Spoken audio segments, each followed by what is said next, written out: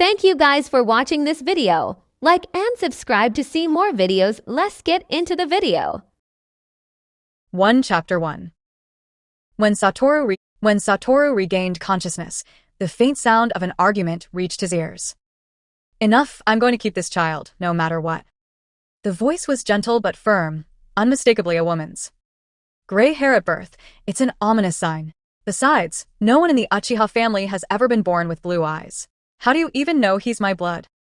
An older male voice responded, skeptical and disapproving. Why? Just because he came from my womb. Are you doubting me? The woman's voice returned, filled with determination and anger. Enough. This child will be named Satoru Uchiha and will be recognized as the second son of Uchiha Fugaku. No more arguments. Huh. That sounded strange. Uchiha? Satoru's mind, still groggy, tried to piece things together. Could it be that his obsession with Shonen Jump had pushed him into a bizarre dream? Well, better to ignore it and pretend it's just a figment of his imagination. After all, dreams like this, ridiculous fantasies of a teenage boy, are better left forgotten. With that, Zihu drifted back to sleep. When he woke up again, he found himself staring at the ceiling above with pale blue eyes shrouded in a misty sheen. Did I cross over? Not just any world either, but the perilous world of Naruto. Why couldn't it have been a better place? Wouldn't it have been better to transmigrate to a peaceful, carefree world? This high-risk, battle-driven universe was totally out of sync with his personality. Satoru sighed inwardly, but his eyes remained calm, like the surface of an undisturbed lake. He glanced at the system interface that came with his new reality. Host *Satoru. World *Naruto. Template unlocked *Satoru Gojo's curse power ceiling. Unlock percentage *0%. Acting points *0. When the template's progress reaches 10%, the first ability, 6 Eyes, will be unlocked. Acting points can be used to purchase items from the system store or advance template progress. Every 1,000 points can be converted to 1% progress. Talk about a ripoff. The system store refreshes with new items daily. Today's random items were S-grade ceiling scroll, Sweet tricolored dango. strawberry cheesecake. What use were these now? His acting points were at 0, an absolute void. Satoru stared at the empty count of acting points, deep in thought. Quite the coincidence, wasn't it? His new name was Satoru, and he even had to play the role of Gojo Satoru, the ultimate caster. Funny. Feeling his facial muscles contract involuntarily, Satoru turned his head to see a 3-year-old toddler persistently poking at his cheeks. Wait a minute. Is this his older brother, Uchiha Itachi? The very one who would go on to destroy their clan? It seemed he would have to earn acting points if he wanted to survive in this dangerous world, and indulge in sweets from time to time. The dango was sweet and chewy, with a subtle firmness that brought comfort in the harsh winter. Ah. Satoru sighed contentedly, leaning back on the chair in the shop. Half his face was hidden beneath a black blindfold, his white hair a striking contrast. He wore the standard Uchiha clan attire with a lazy, carefree air. Satoru, children shouldn't eat so many sweets, said a cute, serious-looking boy at the doorway, his disapproval clear as he eyed the towering stack of plates on the table. Itachi, don't be so serious. Didn't you have some too? Satoru replied nonchalantly, sprawled across the chair. Satoru, you should call me brother. And remember, your pocket money has been confiscated, Itachi said, raising an eyebrow at the defiant child before him. Oh, was that so? It was, Itachi confirmed, folding his arms sternly. Satoru exaggerated his nod, a sly grin spreading across his face as he approached Itachi. Itachi, isn't it time for you to take a calcium supplement? He laid a hand on Itachi's shoulder, adopting a mock-serious expression. Though only 5, Satoru was as tall as Itachi, who was nearly 8. Whether due to some genetic quirk or not, the 3-year difference barely showed. Itachi's brow twitched at Satoru's cheeky comment, and a playful yet irritated tick appeared on his forehead. He smirked, raising his fingers to flick Satoru's forehead. Just before Itachi could connect, Satoru disappeared in a blur. Huh? Gone? A flicker of surprise crossed Itachi's usually composed face. However, years of ninja training and keen instincts led him to sense Satoru's presence behind him. Itachi spun around, only to find Satoru standing there, a mischievous grin on his face. Hey, Itachi. Satoru waved, smiling widely. Not bad. Itachi remarked, a hint of admiration breaking through his serious expression. Even he hadn't managed to track the movement, it was fast. Chapter 2 Satoru grinned mischievously, a skewer of three-colored dango dangling from his mouth. Every day, he worked tirelessly to accumulate acting points and unlock his abilities bit by bit. Though he had only managed to unlock 6 eyes and curse technique laps, blue so far, it was enough for now. Hey, kid, are you trying to dine and dash? A sudden, booming voice interrupted the quiet of the shop. The shop girl, having noticed the commotion, came rushing over with a broom in hand, her red skirt fluttering as she charged forward. Whoa, quite the energy, Satoru said, exaggerating his tone for effect. He adjusted his slipping blindfold and felt a ringing in his ears. Was this the legendary lion's roar? Hey, do I look like the type to skip out on paying? He said with mock indignation. Relax. See? My sponsor's here. He flashed a bright, innocent smile and, before Itachi could react, pushed his older brother forward. Over to you, Itachi. No need to thank me too much. Satoru added cheerfully. Come on, I believe in your wallet strength. The girl, flustered by Satoru's disarming smile, shook her head, her cheeks turning crimson. Oh, Satoru-kun isn't like that at all, she said, reassured. However, her smile faded the moment she met Uchiha Itachi's serious expression. She stammered, a note of panic in her voice. Nine Tails. No, I don't want your money. She backed away, eyes wide with fear as the subconscious pressure from Itachi's presence settled around her. Satoru's grin vanished, his pale blue eyes turning solemn. He knew all too well the reason for her fear. The Uchiha clan, in charge of Konoha's police force and tasked with maintaining law and order, had always been viewed with suspicion by the village. Their inherent pride and aloofness didn't help their reputation either. The Ninetales attack had only worsened the situation, sowing resentment and mistrust. After the incident, the village authorities had forced the Uchiha to relocate to the outskirts of Konoha, sparking anger and unease among them. The shopgirl's reaction was a harsh reminder of the Uchiha's strained relationship with the rest of the village. What's this, boss? Are you letting me go because I'm too handsome? Satoru joked, trying to lighten the mood. I mean, I know I'm devastatingly good-looking, but I'm an honest guy. I don't rely on my face to get by. He leaned in conspiratorially, winking. So, Itachi will pay, and if he doesn't, he can sell his clothes to cover the bill. He'd make a great model in women's wear, trust me. The shopgirl's laughter dispelled some of the tension, and she nodded. No, I'm not that kind of shop owner, she said with a smile. I won't do that. Maybe the Uchiha weren't as fearsome as the rumors suggested. The girl looked from Satoru, with his striking white hair and blue eyes, to the stoic Uchiha Itachi, and thought that perhaps not all Uchiha were intimidating. Seeing her smile, Itachi sighed, resigned to his fate. He pulled out his money pouch and handed it over. The girl took the pouch eagerly, as if afraid it would disappear.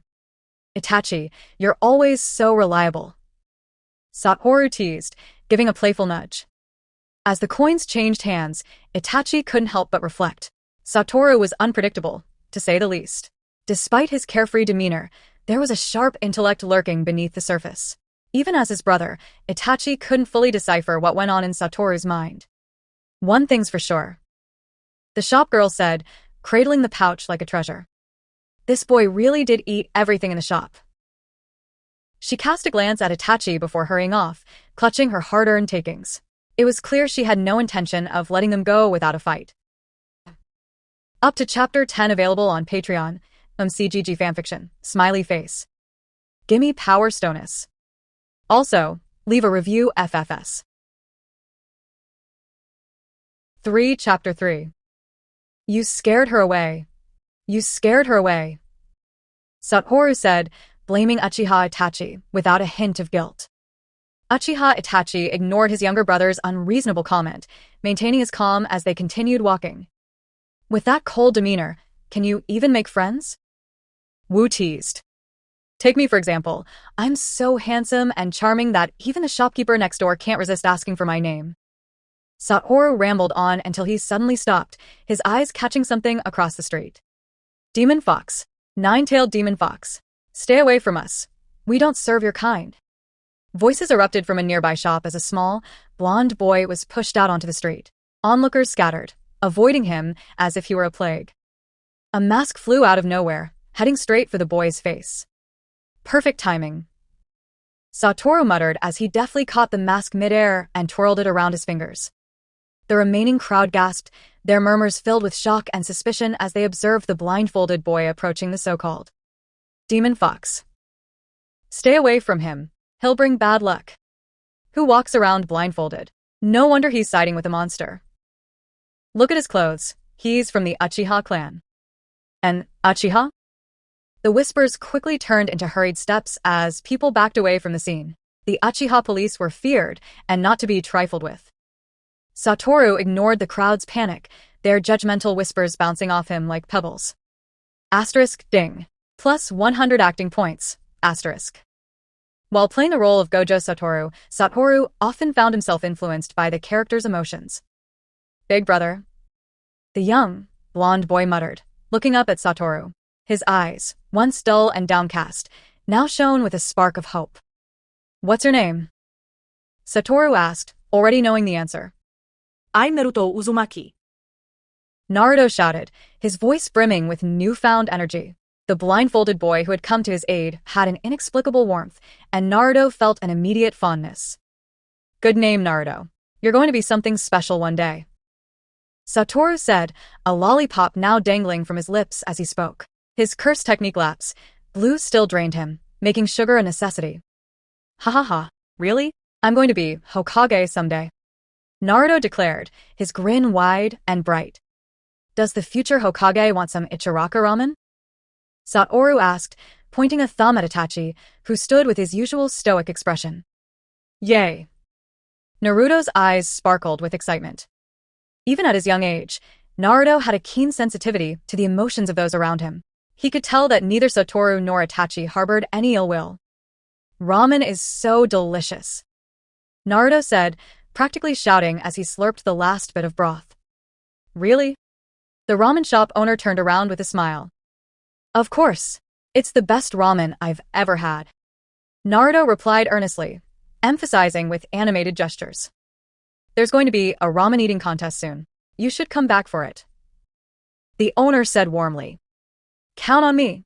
I'll be there for sure. Naruto said with determination, then turned to Satoru. Big brother, will you come too? It sounds fun. Itachi and I will both join. Satoru said with a grin, crossing his arms as if sealing the decision. Don't make decisions for other people. Itachi said, giving Satoru a look of exasperation. See? He agreed. Satoru said to Naruto with a wink.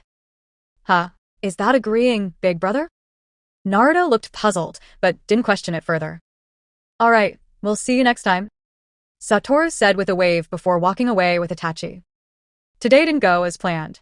I didn't get to see Itachi in women's clothes, scared away the shop girl, and ran into a crowd of gossips. Satoru muttered. At least the ramen made up for it. Satoru, stop making a scene. Itachi said, his young face lined with a mix of amusement and weariness. So unfair. Satoru replied playfully, but then his tone turned serious. What did you think of that scene back there? Itachi's eyes grew contemplative. He knew what Satoru was getting at. As long as people live by their own limited knowledge and perceptions, they remain trapped in a cycle of bondage. That's reality. But knowledge and perception are fragile. Reality might just be an illusion, a reflection, a flower in the mirror, a moon in the water. People are bound by their obsessions, aren't they?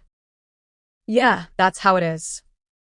Satoru said, his words muffled as he bit down on his lollipop.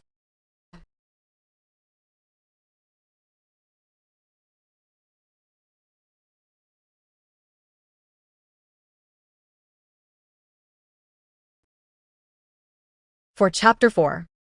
After returning home together, Uchiha Itachi soon received orders to leave on a mission. Sasuke, who had been waiting by the door, watched his older brother leave again, disappointment clouding his face.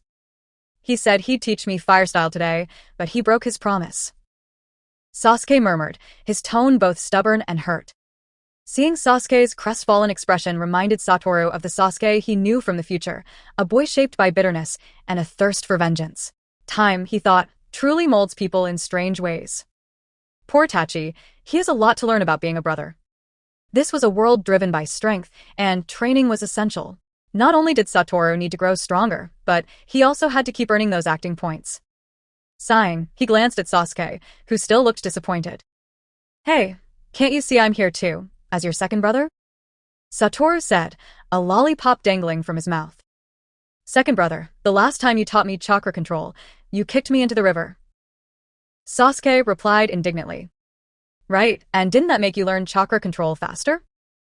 Satoru retorted, conveniently skipping over the chaos that had ensued just to earn a few points. "I got sick the next day," Sasuke said, practically grinding his teeth. "Your immunity is pretty weak for a future ninja. I got chased through 3 streets because of that," Satoru said, shuddering at the memory. Women, he thought, are terrifying when angry. "Did you forget I'm only 3 years old, and you left me soaked in the river all day?" Sasuke replied coldly, wondering what his second brother was even thinking. "Learning is essential, Sasuke," Satoru said, feigning wisdom. "Anyway, don't you want to learn fire style? I'll give you a family discount and teach you for free." Sasuke's eyes lit up, his disappointment quickly replaced by excitement. Despite his brother's antics, he knew Satoru was strong. "You mean it?" Satoru led Sasuke to the river. "All right, let's start the lesson." Without further ado, he formed a hand sign, and a massive flame erupted across the lake's surface, burning brightly and undisturbed. With the aid of his 6 eyes, he could see the precise flow of energy, allowing him to control his chakra with incredible precision. Sasuke's eyes went wide as he watched the flames. His second brother's strength was astonishing. "All done," Satoru declared. "You've learned it now." Are you serious?" Sasuke blinked, bewildered. That was supposed to be a lesson?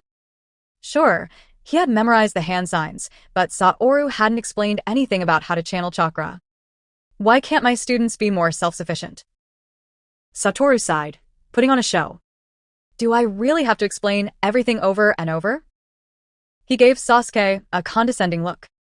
"Listen carefully. Gather the chakra, pull it into your chest, hold it briefly, and then exhale in one breath. Simple, right?" Sasuke, a bit skeptical, found that the explanation actually made sense. With a sigh, he formed the hand signs as Satoru had demonstrated. A small flame popped out from his mouth. What a cute little fireball," Satoru commented, feigning admiration. "Second brother." Sasuke snapped, his embarrassment flaring into anger. "Wait, did you burn yourself?" Satoru asked, noticing Sasuke's pained expression. "Didn't I tell you to form a protective layer of chakra in your mouth to prevent burns?" Sasuke's face turned blue with frustration. "You didn't say anything about that." Asterisk ding. Plus 100 acting points. Asterisk. As Sasuke chased him, Satoru heard the familiar sound of the system notification. Taking a quick peek at his system dashboard, he smiled in satisfaction. Host asterisk Satoru. World asterisk Naruto. Template unlocked asterisk Satoru Gojo's curse power ceiling. Unlock percentage asterisk 11%. Skills asterisk 6 eyes full version. Cursed technique lapse. Blue, partial. Acting points asterisk 1300. Currently, he had 2 skills, 6 eyes and a limited version of cursed technique lapse. Blue. The 6 eyes gave him a range of incredible abilities. 360-degree vision, allowing him to see anything behind him, even at long distances. Ability to discern chakra flows to identify ninjutsu and predict movements. Enhanced precision, enabling him to perform delicate maneuvers with ease. As for cursed technique lapse, blue. It created a powerful force of attraction, reaching near infinite pull, similar to a small black hole. Instant activation without hand signs, allowing for pinpoint accuracy. Teleportation and high-speed movement over long distances. However, since he hadn't reached the full template level, his blue skill had cooldowns and limitations. Satoru closed the system panel with a smirk. With the acting points he had accumulated, it was about time to treat himself in the system mall. 5 Chapter 5. Jo, Sasuke. Your speed isn't bad, Satoru said lazily, lying on a tree branch with a lollipop in his mouth, the words coming out muffled. Sasuke, who had caught up to him, scanned the surroundings before looking up at his second brother perched on the branch. So that's where he went, Sasuke thought. Humph. He let out a soft snort, a subtle smirk tugging at the corners of his lips. The praise, no matter how slight, had reached him. One day, I'll surpass you, Sasuke declared to himself. If only I'd been born earlier, I'd already be stronger than you, second brother. Satoru chuckled. You're a little faster than a snail, I'll give you that. Amazing, really? He teased, bursting into laughter. Bastard. Sasuke shouted, his eyes sparking with frustration. His small, chubby cheeks puffed out, and his mouth set in a firm line. Get down here, second brother. But it's sunny up here, perfect for a nap, Satoru said, stretching his arms and closing his eyes as if settling in for a long sleep. The sunlight streamed through the leaves, casting dappled shadows. Birds chirped, adding a gentle soundtrack to the peaceful afternoon. You just fell asleep? Sasuke's eyes widened in disbelief. Tired? How could his second brother, with a strong ninja physique, be tired so easily? He hadn't even trained with the clan today. What kind of fatigue was that? In the morning, his second brother had said something about real combat being the best teacher, then promptly skipped family training. All he'd done was teach Sasuke a few things before dozing off. This guy, Sasuke thought bitterly, he's probably the most laid-back person in the entire clan. Suddenly, Sasuke became aware of the curious stares from the people around them. Wait, is this the clan's training ground? He had noticed that they'd attracted so much attention during their quarrel. His heart sank. Is that Satoru Uchiha and his brother? A girl in a black Uchiha uniform whispered to her friend. Yes, that's Satoru Uchiha. Her friend confirmed. Among their peers, Satoru Uchiha was well known, not just for his strength, but also for his mischievous and unpredictable nature. He didn't seem like a typical Uchiha, yet, for reasons unknown, people trusted him. He was a bit of an enigma.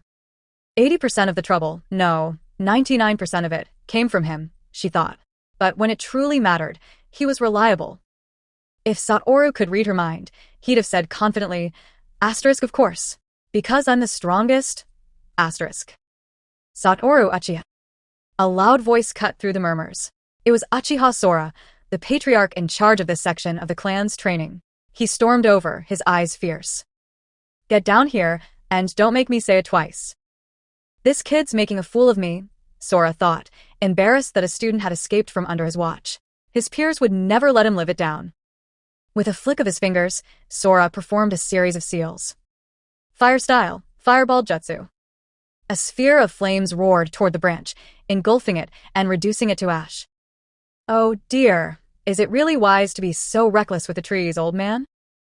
Satoru's voice called out mockingly. In a flash, he was standing in front of Sora, completely unscathed. Could it be that someone's feeling their age, stressed and overwhelmed, and decided to take it out on an innocent young boy like me? Satoru sighed, feigning concern. You. Sora's face flushed with fury. Feeling their age, he was only in his 30s. This brat would be the death of him. How did someone as serious as Fugaka produce such a child? He hadn't used a powerful technique, after all, and there were others around to ensure Satoru wouldn't get hurt. But how had the boy avoided it so effortlessly? He hadn't even seen it clearly. Humph, the patriarch wants you here now, Sora said, forcing himself to stay calm. He smirked knowingly, already imagining the look on the troublemaker's face once they were done. Just wait, you little menace. Chapter 6. Second brother. Sasuke's voice halted Satoru, worry flickering in his eyes. Would their father really punish him that severely? Sasuke, are you coming along too? Satoru said with a cheerful grin, as if facing an angry father was just another fun adventure. I don't want to, Sasuke said, crossing his arms and shaking his head. He wouldn't be tricked by his second brother again. You go. Really? Satoru raised an eyebrow, chuckling as he sighed. So be it, he thought. Growing up really does dull the excitement. Satoru made his way to their father's study with an easy, almost carefree stride. Despite being their father, Uchiha Fugaka was first and foremost the clan's patriarch, burdened with responsibilities that left him little time for his children. Most of his attention was reserved for Itachi, while the other two were left to their own devices. Had Sora not brought up the issue today, Fugaka might not have even noticed him.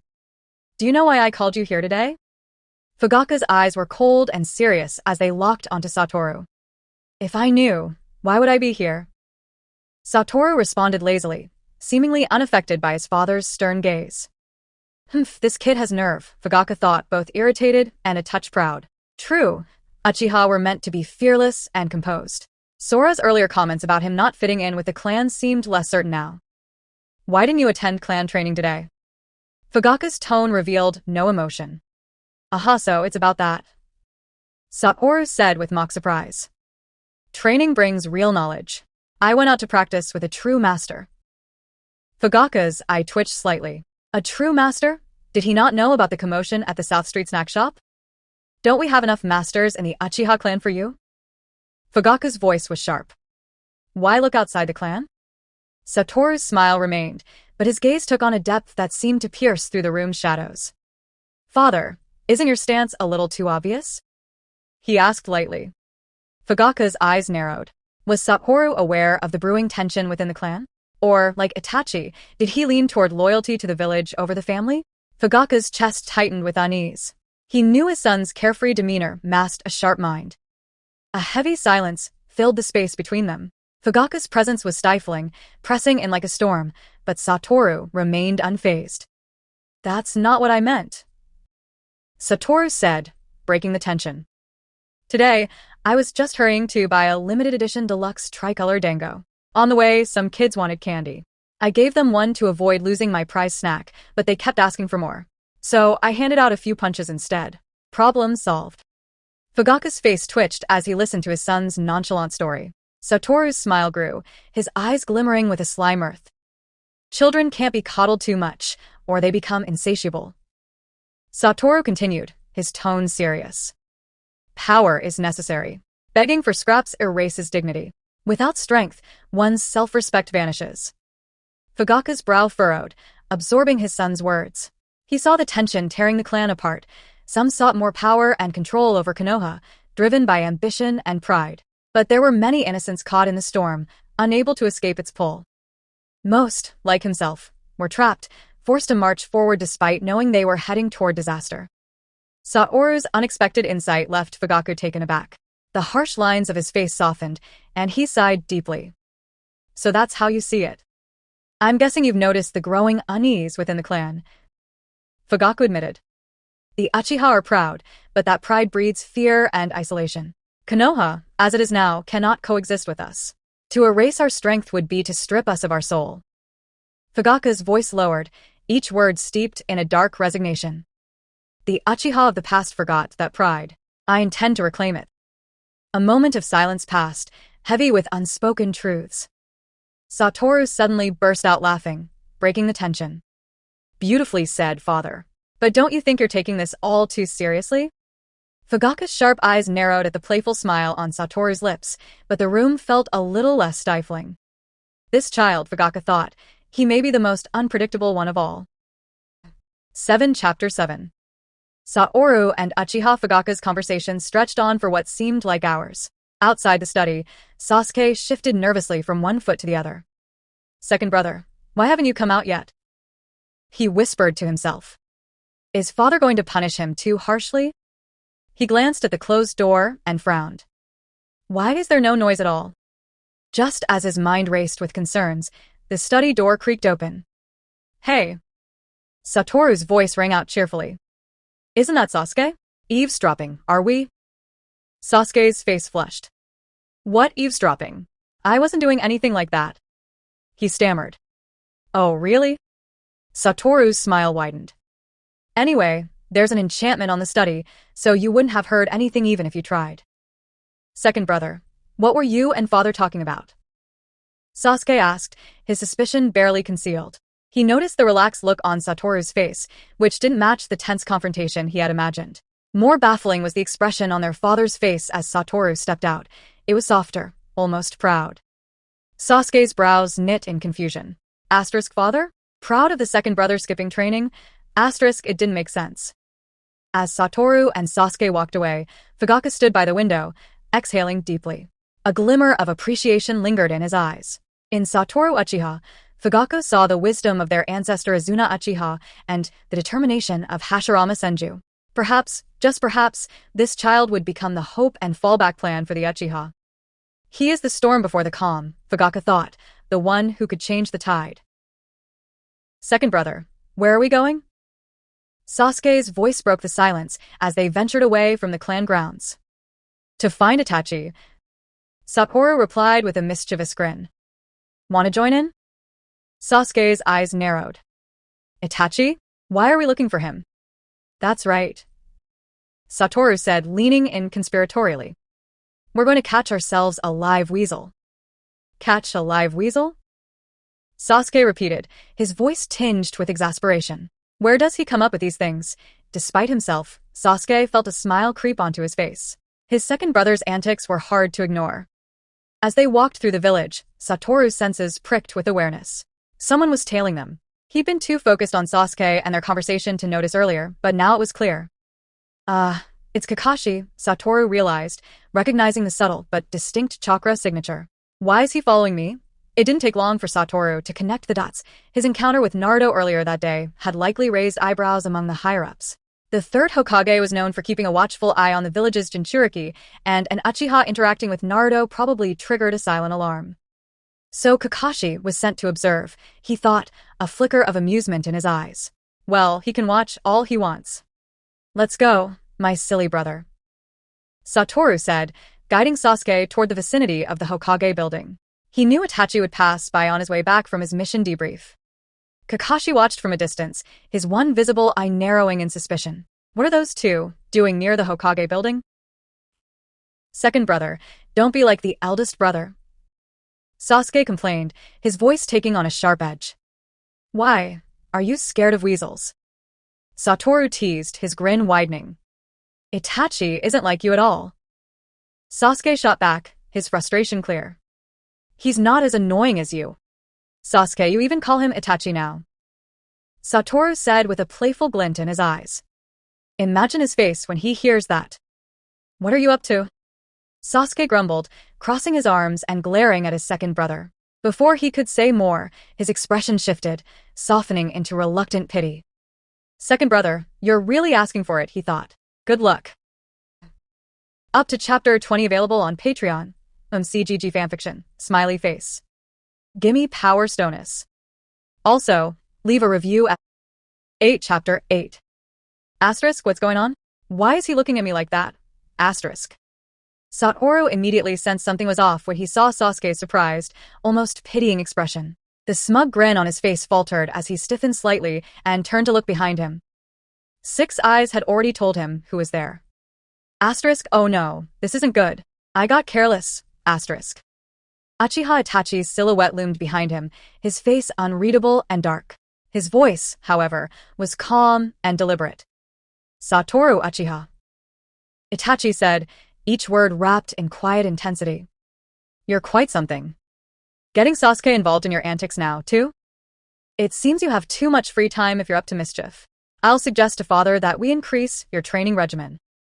Training increase? Satoru's eyes lit up slightly, a mischievous thought almost tugging the corners of his mouth upward. Sasuke, sensing the shift in conversation, chimed in without hesitation. Second brother doesn't train. Extra training won't mean anything to him. Not training, Satoru felt the sting of unjust accusation. I do train with 6 eyes. He could replicate any jutsu perfectly after seeing it once, and even optimize it. His training was focused on building mana reserves, which could power ninjutsu more effectively than chakra. The problem was, he wasn't adept at genjutsu, which required Sharingan proficiency, and he avoided close combat. Physical combat just wasn't his thing. I'll also ask Mother to put away your limited edition dango until you complete your training. Sweets are bad for your teeth.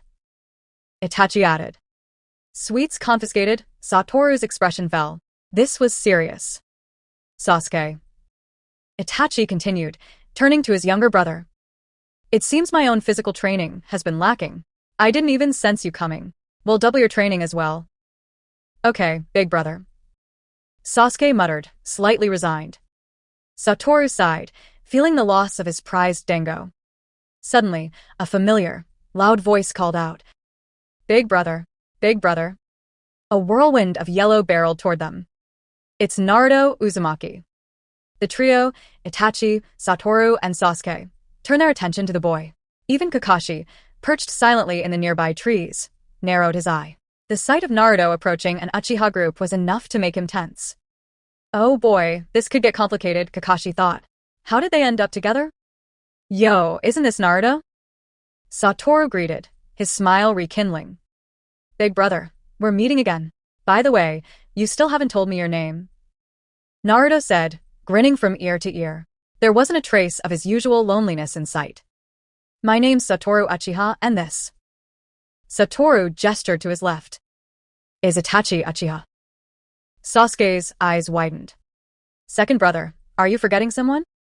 Satoru feignait de surprise. Oh, was there someone else here? He leaned down dramatically. The altitude is too low, I must have missed it. Sasuke's cheeks flushed with indignation, his baby fat face scrunching up in irritation. What do you mean by the altitude is too low? Naruto echoed, puzzled. Satoru's grin broadened. It's the distance from sea level, a fancy way to talk about height. He explained, delighting in the explanation as he compared the heights of Sasuke and Naruto, adopting the air of a patient teacher. Itachi and Sasuke exchanged glances, their eyes silently conveying a mutual exasperation with the antics of their sibling. Oh, I get it, big brother. Naruto said, nodding eagerly. You're saying this guy here is short. Who are you calling short? Sasuke shouted, his face turning red. And I'm not that guy. I'm Sasuke Uchiha. I'm not short. 9 Chapter 9. Naruto's smile didn't last long. As realization set in, he felt his heart drop. Asterisk, did I mess up? Again? Asterisk, this was his first friend. And now he feared he'd ruined everything. But before he could spiral further, Sasuke's voice cut through the tension. Stupid? Me? No way. Naruto shouted back, his resolve flaring. You're stupid, idiot. Sasuke retorted, unwilling to back down. Stupid. Idiot. Their argument continued in an endless loop until Uchiha Itachi spoke up. Sasuke, that's enough. Itachi said calmly, his gaze sharp. He turned towards Satoru, silently accusing him of being the instigator. Asterisk what? Me? Asterisk Satoru felt the silent reprimand, and his heart sank. This time, it really wasn't his fault. Sometimes these two are just bound to clash, he thought. Sasuke, hearing his brother's words, fell silent and dropped his head. Great, he thought. Now big brother has seen me acting foolish. His frustration grew as he stole a glare at Naruto. It's his fault. I'm sorry.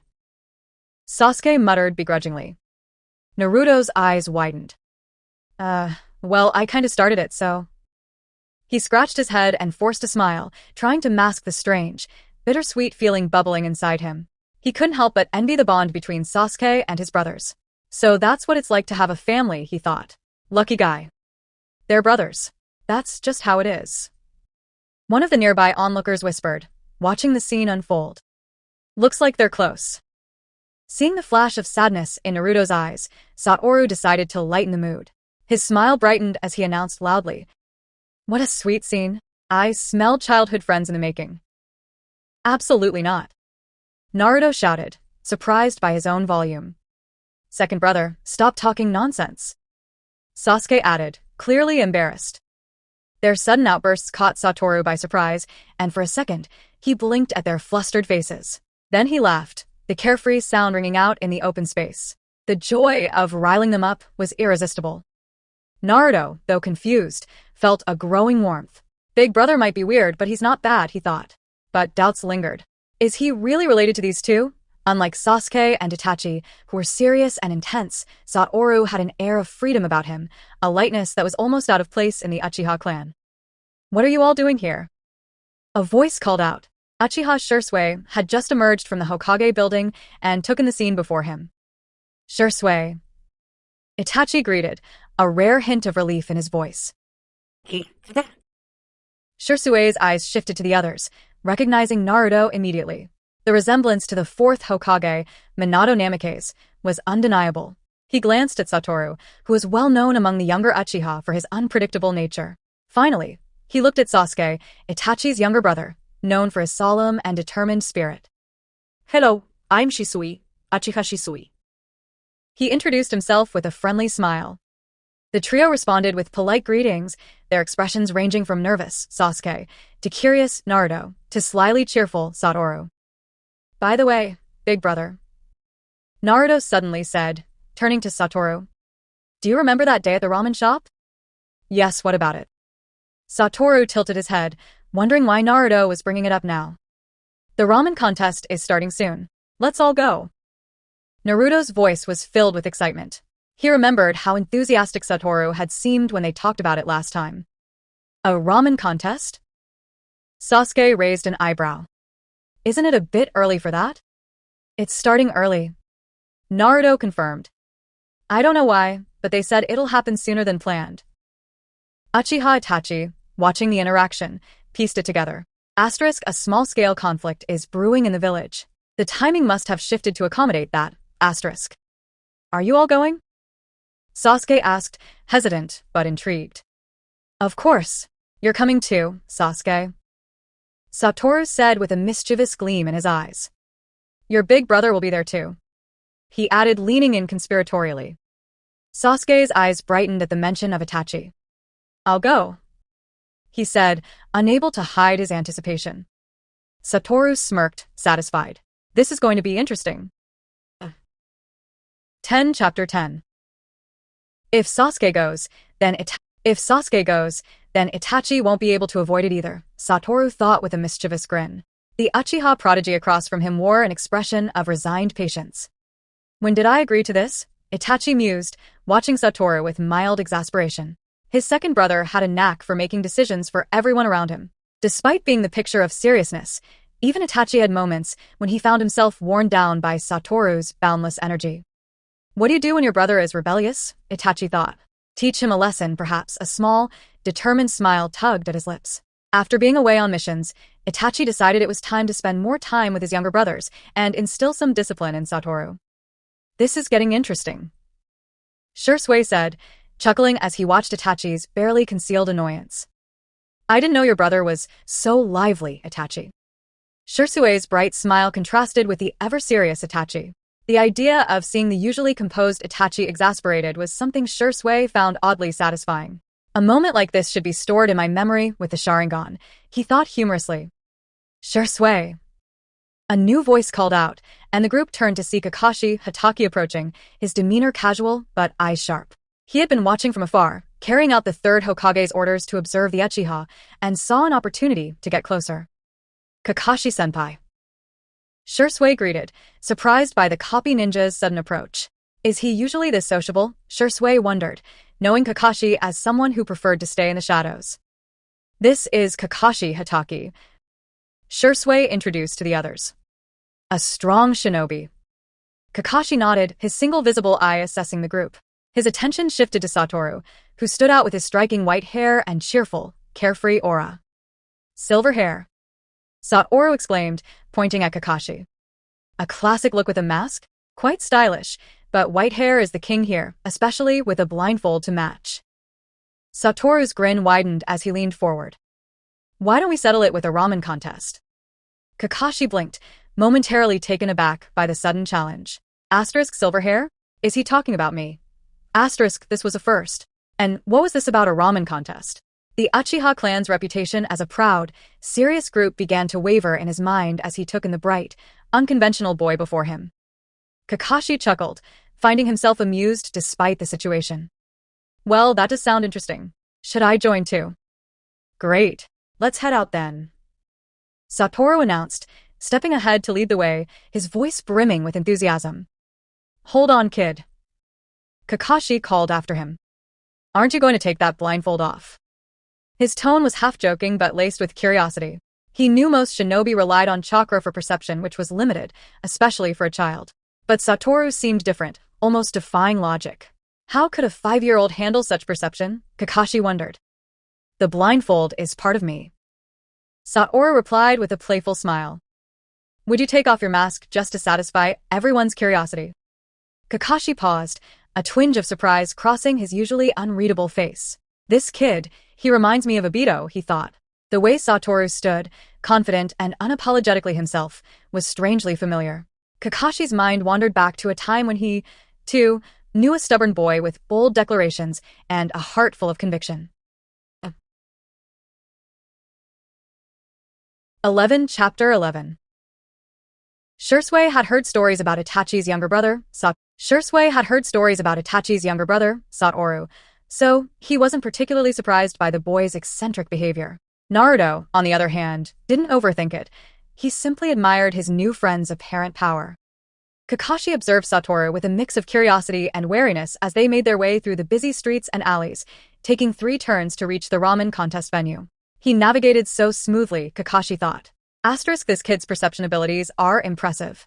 And not tied to the Sharingan either.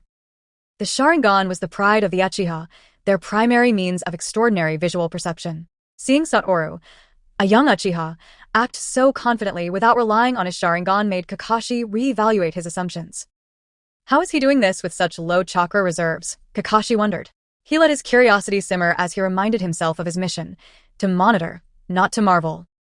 All right, we're here. Satoru announced, his tone bright as he looked at Sasuke and Itachi, who wore expressions of muted interest, and Naruto, who practically vibrated with excitement. Shursui and Kakashi exchanged cautious glances, still unsure what to make of the gathering. Boss, we're signing up for the ultimate challenge. Satoru waved at the noodle shop owner, who looked startled at first. The ultimate challenge? You're sure? The owner began, looking concerned. Yes, absolutely. Satoru said, cutting off the shopkeeper's hesitant reply. It's fitting for us, the strongest, to take it on. Kakashi felt a prickle of worry. Wait. A true ramen lover never backs down from a challenge, right, Naruto? Satoru called out, stirring Naruto's competitive spirit.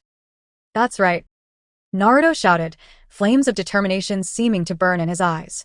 The shop owner looked on, teary-eyed and moved. I'll be here cheering for you all the way. The owner exclaimed, his voice shaking with emotion. Don't give up until the very end. Please, do give up, Itachi, Sasuke, Kakashi, and Shursui all thought, their expressions taut with the absurdity of the situation. After leading them into the competition area, Satoru mysteriously vanished. The contestants, including the Uchiha brothers, Kakashi, and Naruto, sat waiting, puzzled by his sudden disappearance. Only those who were competing or maintaining order remained in the room. Hey, uncle, where did my big brother go? Naruto asked, a puzzled frown creasing his brow. Second brother isn't going to ditch us here, is he? Sasuke muttered, scowling. Sasuke, don't speak like that about your brother. Itachi said in a low, slightly reprimanding tone. Sasuke fell silent, cheeks puffing out in frustration. I didn't mean anything bad, he thought. I respect him really. Kakashi, meanwhile, wasn't too concerned about Satoru's absence. He's not my primary mission target anyway, he reminded himself. He could still gather plenty of information through Naruto's interactions. But judging from what he'd seen so far, this wouldn't be as straightforward as he hoped. Suddenly, a loud gong echoed through the venue, startling everyone. The noodle shop owner, Uncle Tucci, stepped forward with a broad smile. Welcome to the Ninja Big Stomach Championship Tournament. He announced, his voice booming. Today, we're not just holding our regular contest. We have 5 special contestants attempting the King of Ramen Challenge. Murmurs rippled through the audience as Tucci continued. And we have 3 distinguished guests to judge today's event. The esteemed Hokage Salma, the patriarch of the Uchiha clan, and the leader of the Akimichi family. What? A stunned silence fell over the crowd, punctuated by the collective disbelief of the contestants. 12 Chapter 12 What's going on? An ordinary ramen contest, and the Hokage and 2 clan patriarchs show up. The crowd in the venue buzzed with shock and curiosity. How had this seemingly insignificant event attracted such important figures? Kakashi and the others shared the sentiment, their confusion mirrored in their expressions. The Uchiha trio looked at the 3rd Hokage and Uchiha Fugaku, feeling as if their hearts might stop. Why are they here? Wow. Grandpa Hokage is here too, and the Uchiha patriarch and the Akimichi clan leader. Naruto's voice rang out with excitement. All right, I'm gonna do my best in this challenge. As word spread, more ninjas gathered, drawn by the unexpected appearance of the high-ranking figures. The branches of nearby trees became crowded with spectators eager not to miss the spectacle. Hokage-sama and Akimichi Choza attending? Understandable, they were known for their community spirit. But Uchiha Fugaku? The head of the famously aloof clan joining as a judge? Unbelievable. Tichi, the owner of Ichiraku Ramen, smiled broadly at the audience. Now, let me introduce my special assistant who will host this competition, Satoru Uchiha. The crowd's attention snapped to the front as a white-haired figure stepped out, blindfold in place and dressed in the traditional Uchiha garb. It was none other than Satoru. He had disappeared earlier, not to escape, but to coordinate with Tucci and secure prominent judges. His powers of persuasion had won over the third Hokage, who had brought Choza along. Convincing Fugaku had been simpler. Mentioning the Hokage's involvement was enough to draw him in. Satoru's smile beamed at the assembled crowd, his presence electrifying. Satoru Uchiha. Itachi's voice was a low, deliberate growl, his eyes narrowing as he took in his brother's bold move. Bastard's second brother. Sasuke's cheeks puffed out with indignation. Why did he pull us into this? And in front of their father, no less.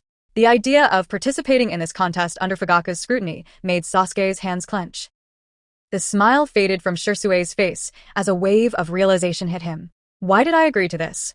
He rubbed his forehead, feeling the weight of the situation. The rumors about Satoru's chaotic nature were all true. Kakashi, roped into the contest as part of his mission, felt a twitch of disbelief. Hokage-sama, you really put me through this? He hoped this would at least earn him a generous break afterward. Only Naruto's enthusiasm remained untouched. Wow. Big brother is here. That's awesome. He cheered. Idiot, don't you see what he did? Sasuke snapped. He invited us to compete, then disappeared and made himself the host. So what? Naruto replied, smiling brightly. We're friends, right? Friends? Sasuke's eyes softened momentarily, caught off guard by Naruto's sincerity. You're not so bad, he muttered. The rest of the Uchiha and Kakashi were equally surprised by Naruto's comment. He's got an honest heart, they thought. But Satoru's next words quickly reignited their frustration. Hi everyone, I'm Satoru Uchiha, the host of this Big Stomach King contest. Satoru announced with a grin. Welcome to the event. Today, we're challenging Ichiraku's miso barbecued pork ramen. Contestants have 30 minutes, and the first to finish wins. He continued with an unsettling pause, his smile widening. The contestants felt a chill run down their spines. Now, let's announce the challengers. 13 Chapter 13. He wouldn't actually announce our names, would he? Kakashi felt a headache coming on as he spotted his old friend, Guy, in the crowd. Is there anything worse than this? He thought grimly. Itachi's presence exuded a faintly simmering aura, one that hinted at suppressed frustration. What should I do when my brother is unruly? The answer seemed to settle in his mind. A good lesson is in order. The four of them exchanged glances, silently reaching a shared understanding. Are you going to announce our names? Kakashi muttered. Call mine first. Naruto's voice was enthusiastic, still oblivious to the dread shared by the others. I'm going to be the last victor, he declared. The crowd waited, curiosity piqued by Satoru's dramatic pause. Nobody paid attention to the fact that an Uchiha was hosting such an event. They were too busy wondering who would be competing. Who could possibly be participating in a super ramen contest? One ninja whispered, leaning forward with bated breath. Satoru's smile grew wider, and he finally continued. Itachi Uchiha, Sasuke Uchiha, Shirsuke Uchiha, Naruto Uzumaki, and Kakashi Hatake. The names fell into a stunned silence that enveloped the room. Faces turned incredulous as people processed what they had just heard. The Uchiha clan actually joining a ramen contest, and Kakashi Hatake, often seen as serious and reserved, competing as well? It was surreal. As for Naruto, most refrained from commenting, their gazes cautious. Kakashi, my friend. Guy's voice boomed from somewhere in the crowd. This is the spirit of youth. I'll cheer you on with my fullest power. You can do it, Kakashi. His bright smile flashed, all 8 of his teeth gleaming. Kakashi's eye twitched as he pretended not to hear. I was wrong. There is something worse. He felt a wave of embarrassment sweep over him and resisted the urge to pull down his forehead protector over his face. Ha ha ha, this is quite entertaining. The third Hokage chuckled, his eyes sparkling with genuine amusement. Hokage-sama, with your busy schedule, why attend such an event? Uchiha Fugaku asked, his tone as measured as ever. Why not? It's lively and enjoyable. The third Hokage replied with a smile. Besides, didn't you come too, Fugaku? What brought you here? His tone held a subtle challenge. Fugaku's expression was unreadable. Why am I here? He knew the answer only too well. His son, Satoru, had coaxed him into it. The only reason he hadn't stormed off was his composure and the fact that the Hokage and Choza Akimichi were also in attendance. With a sigh, Fugaku responded. They're my sons. How could I not come to support them? His smile was tight-lipped, masking the real thoughts running through his mind. The third Hokage's eyes glimmered knowingly. Even you don't fully believe that answer, Fugaku. The discussion ended there, the two leaders turning their attention back to the event. And now, I officially declare the tournament open. Satoru's voice rang out, clear and confident. He scanned the crowd, satisfaction gleaming in his eyes. Everyone looks like they're having a great time. He glanced at Kakashi and Shisui, who looked like they were preparing for battle, and felt a surge of pride. This is perfect, he thought as the system chimes sounded in his ears. Asterisk ding. Plus 100 acting points. Asterisk. Asterisk ding. Plus 100 acting points. Asterisk. Bowls of enormous ramen were placed before each contestant, the steaming noodles piled high in bowls almost as tall as Naruto himself. Whoa. This is massive. Naruto's eyes sparkled with excitement as he reached for his chopsticks. I'm gonna win this. Meanwhile, Itachi, Sasuke, and Shisui sat with their heads bowed, feeling the weight of Fugaku's gaze from the judges' table. How did it come to this? They each wondered. But fleeing would be even more humiliating than enduring the challenge. They picked up their chopsticks with resigned determination. Satoru Uchiha, they thought collectively, you'll pay for this. 14 Chapter 14. No. I can't eat anymore. Sasuke groaned, slumping forward over the table. He felt as if he had eaten all the ramen he would ever need in his entire life. Though Ichiraku ramen was delicious, he simply couldn't take another bite. Uchiha Itachi, who had held out just a second longer than his younger brother, put down his chopsticks. Pride dictated that he last longer than Sasuke, even if only by a moment. This was the dignity of an older brother. Kakashi, who never took the contest too seriously, set his chopsticks down and leaned back. He had already finished and was content to be done. Naruto, meanwhile, was still pushing himself, determination gleaming in his eyes. With a triumphant shout, he placed his empty bowl down. I did it. I finished it. He exclaimed, sweat beading his brow as if he had just completed a challenging mission. Ahem. Satoru cleared his throat, drawing everyone's attention. Now that the competition has ended, it's time to announce the winner of the Mega Challenge. The crowd leaned in, anticipation tightening the air. The winner is Uchiha Shisui. Satoru's voice echoed across the venue. Naruto's eyes widened in disbelief. Huh? I lost. He turned to look at Shisui, who sat with a serene smile, his eyes curving into cheerful crescents. The bowl in front of him was spotless, having been cleared in record time without anyone noticing. Is Shisui really that strong? Sasuke gasped, astonished. He hadn't even noticed Shisui's progress during the contest. Even Itachi, who regarded Shisui as a trusted friend, raised an eyebrow in mild surprise. He really went all out today, he thought. Kakashi was equally baffled. How did he manage that? He glanced at Shisui's slim frame, wondering where all that ramen had gone. Brother Shisui, you're amazing. Naruto shouted, rushing up to him with admiration glowing in his eyes. You're the best. The spectators erupted into a mix of laughter and chatter. And Uchiha won? That's unexpected. Well, 3 of the contestants were Uchiha, so it makes sense one of them would win. But this was the toughest challenge. It's impressive that he completed it. The lively atmosphere seemed to soften the usual tensions surrounding the Uchiha. For once, discussions about the clan weren't dominated by whispers of suspicion or resentment. Instead, there was genuine interest and respect. Even if it was fleeting, the effect was palpable. In the judges' seating area, the third Hokage chuckled warmly. Haha, who would have thought the winner would be from the Uchiha clan? He looked thoughtful as he observed the subtle shift in the crowd's attitude. Is this a coincidence, he wondered, or had today's events been orchestrated? The third Hokage's mind drifted back to earlier, when Satoru and Teuchi had come to him with a strange request for him to be a judge.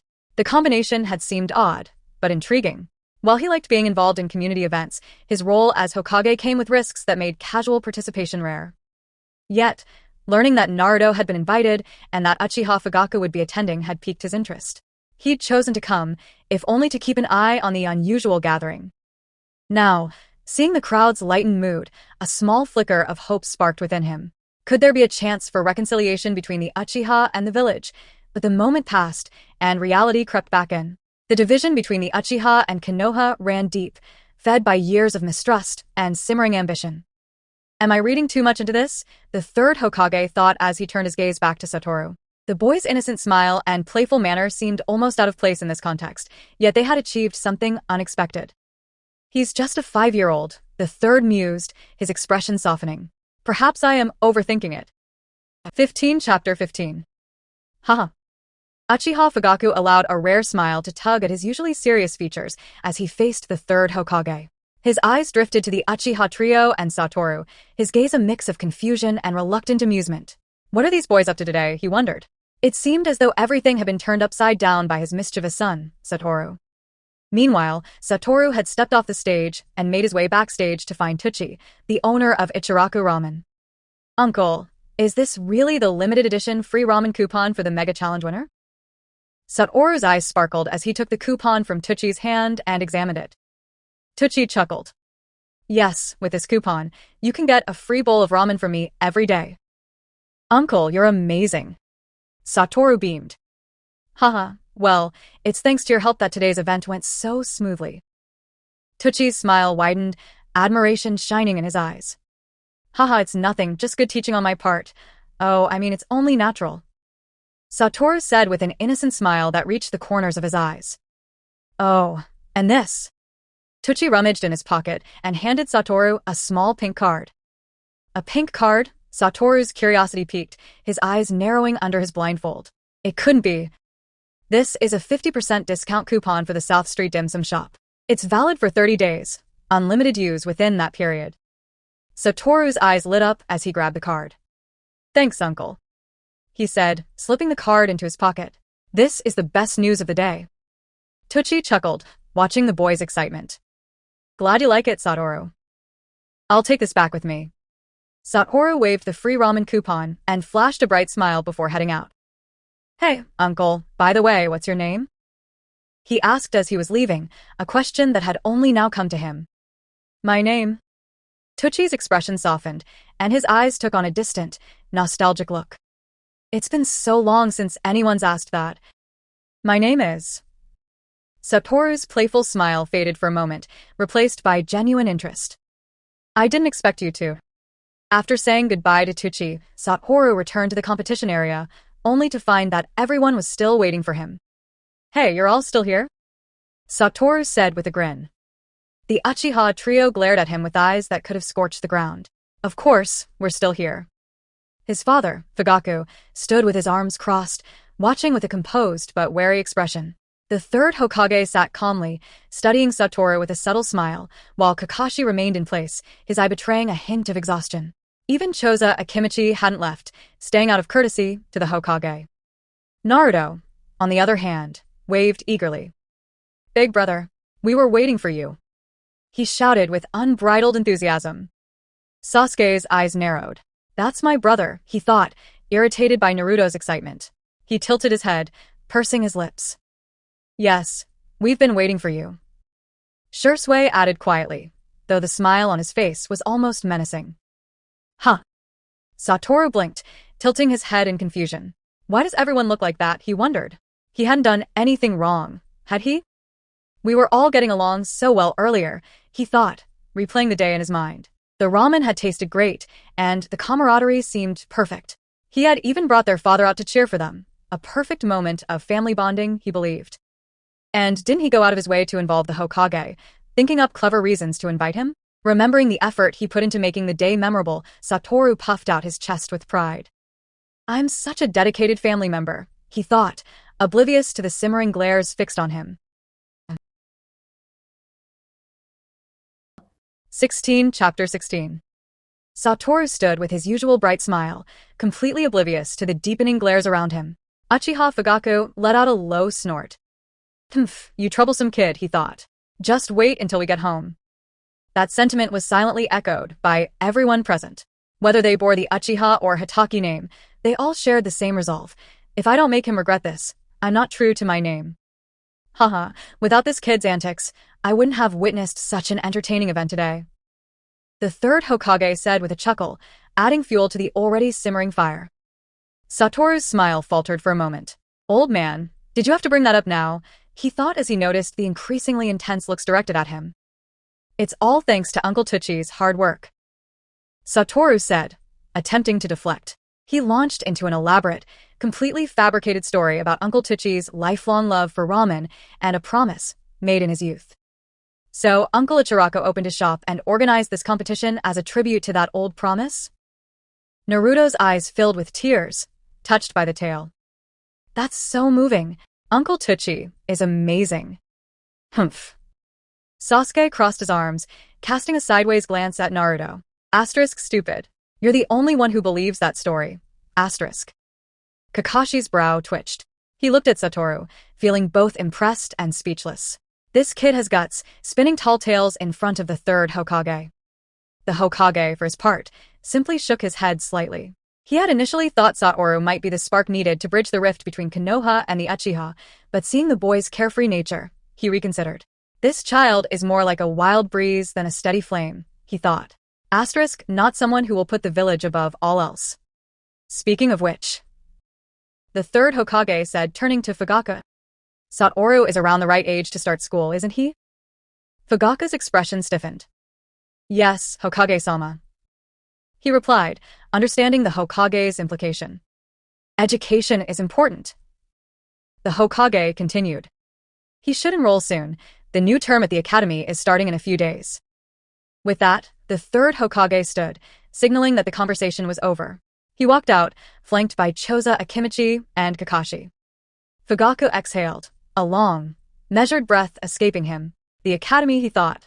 Asterisk, with the current state of things, sending Satoru there might not be wise. Konoha has a way of softening Uchiha resolve. Just look at Itachi. Asterisk. As his gaze fell back on Satoru, who was now watching the scene unfold with an innocent look, Fugaka's mind cleared. Asterisk, no. This kid is trouble on his own. Let him taste some consequences. Asterisk. Let's go, Fugaka said, his voice as cold and final as a closing gate. Everyone else fell silent, exchanging glances. Second brother, today's the day you learn a lesson, Sasuke thought, unable to suppress a small, wicked smirk. What a relief. Big brother, are you leaving? Naruto called, noticing the group starting to disperse. Yeah, duty calls. Everyone can't bear to be away from me for too long, you know. Satoru joked, half seriously. But come find me anytime. A little distance now is for more time together later. See you tomorrow, big brother. Naruto said, his voice earnest and hopeful. Back in the Hokage's office, Kakashi was giving his report. Based on my observations, the interaction between Uchiha and Naruto Uzumaki was coincidental. Satoru Uchiha helped Naruto a few days ago, and they became acquainted. Today, they met by chance and joined the event together. The third Hokage nodded, considering the information. What is your impression of Satoru Uchiha? He asked. Kakashi thought for a moment. He's an unusual child, not like the typical Uchiha. He enjoys interacting with people and seems to have a knack for drawing attention. However, he may not be as naturally gifted as some might expect. The fact that he always wears a blindfold suggests his eyes are damaged or impaired, making him less dependent on visual jutsu. The Hokage's eyes narrowed thoughtfully. And yet, he still demonstrates strong perceptual abilities? Yes, Kakashi said. He's perceptive and clever, though not in the way one might expect from an Uchiha. The third Hokage leaned back in his chair, pondering. Asterisk, a different kind of Uchiha, one who engages rather than isolates. Perhaps there is more to Satoru Uchiha than meets the eye. Asterisk. 17 Chapter 17. Can't use the Sharingan, can he? The third Hokage's brow furrowed as he fell back into thought. The next morning, Sasuke pushed open the door to Satoru's room, only to find it empty. His eyes narrowed as he scanned the vacant space. Where did he go? He muttered. It's enrollment day today. He wouldn't just run off, would he? He considered the possibility of his brother sneaking away to the South Street dim sum shop again. But Uchiha Satoru was neither exploring the streets nor shirking his responsibilities. Instead, He found himself in the dimly lit hall of Naka Shrine, standing before a stone tablet that had been passed down through generations of the Uchiha clan. So this is the stone tablet modified by Black Zetsu? Satoru's eyes glimmered beneath his blindfold as he inspected the tablet with the aid of his 6 eyes. The surface of the tablet seemed ordinary enough, but through the layers of perception afforded by his unique vision, he discerned something remarkable. This tablet, originally left by the Sage of 6 Paths as guidance for Indra's reincarnations, had been manipulated by Black Zetsu to drive the Uchiha down a dark path. The altered text spoke of combining the powers of Uchiha and Senju to achieve a greater strength, an idea that would seed conflict for generations. The original intent was a lesson on unity, a far cry from the version that now stood before him. A wicked smile curled at Satoru's lips. This tablet has fooled too many, he thought. Time for a little mischief. With a deft use of his magic-infused chakra, he modified the second half of the inscription. What should I write? He mused aloud, tapping his chin playfully. Uchiha, warriors of love, the Uchiha of compassion. His grin broadened. Who will be the first to find this little surprise? After replacing the altered stone tablet, Satoru heard a familiar voice echoing through the shrine. Looks like my break is over, he thought, suppressing a sigh. Yesterday's events had earned him a proper scolding, and now he was expected to march off to school like a diligent student.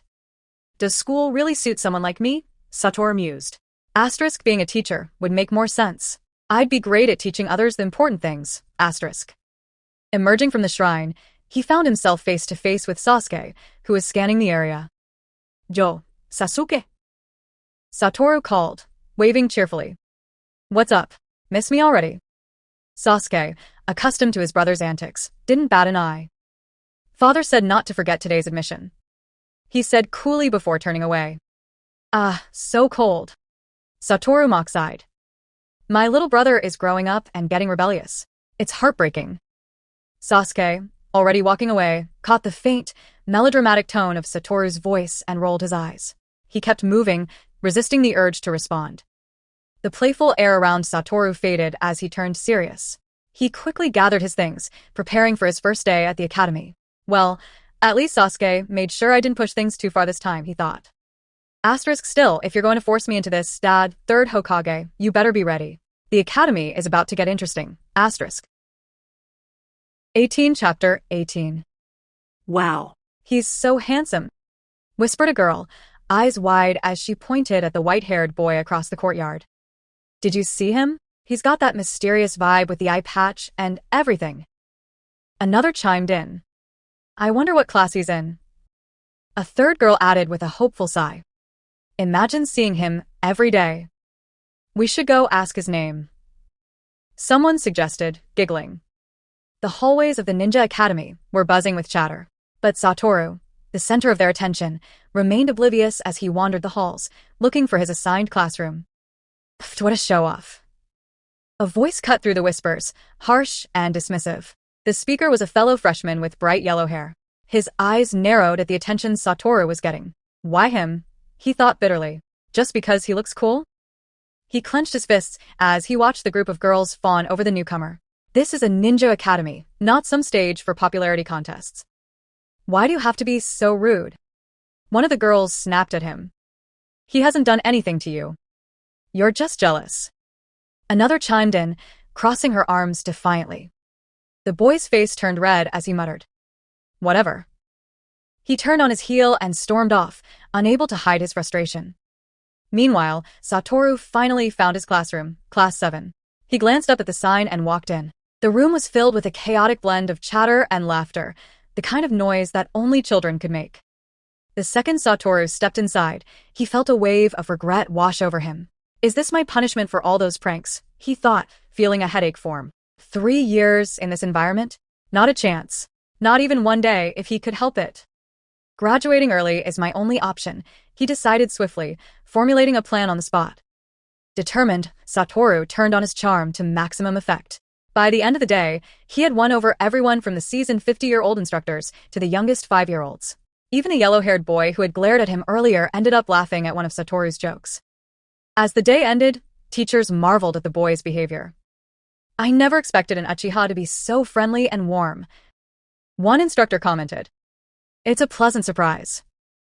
Word of Satoru's remarkable first day made its way to the Hokage's office. The third Hokage listened intently, his brows raised in disbelief. Is this really the same boy? The reports of his friendly, cooperative demeanor were in stark contrast to what he'd been led to believe. Perhaps there's more to this child than I thought, the Hokage mused. If he can build bridges with others, maybe he could be the key to easing tensions between the uchiha and the village. Little did he know that Satoru's motivation was much simpler. I, Satoru, do not want to stay in school. Returning to the Uchiha clan grounds, Satoru made his way to the training area and spotted Sasuke. "Jo, Sasuke," he called out cheerfully. "Second brother?" Sasuke looked up, dirt smeared across his face from an earlier mishap with his shuriken practice. Did he see me fall? Sasuke's eyes darted with embarrassment and curiosity. Why is he even here? What are you doing here? Sasuke asked, trying to sound nonchalant. Just stopped by to check on you after school, Satoru said, waving off the question. The truth was, he had come to practice shuriken himself. I need to meet the graduation requirements if I'm going to get out early, he thought. He hadn't expected the Academy's rigorous standards for shuriken proficiency to be one of the hurdles. Are they serious? Satoru pondered. Is this really how they measure a ninja's readiness now? It seemed restrictive and overly structured. Is it reasonable? He mused. Is it scientific? It didn't align with what he believed a true ninja's path should be. But if these are the rules, then I'll have to play along for now. Chapter 19. It wasn't that Satoru couldn't throw a shuriken. He just hadn't practiced. The timing of his shuriken lessons had always clashed with a special discount rush at the South Street dim sum shop. Naturally, food won over training every time. But now, Satoru thought confidently, asterisk, how hard could it be? With my physical abilities and memory, this should be easy. Asterisk. He turned to Sasuke with a grin and lifted him up with one hand.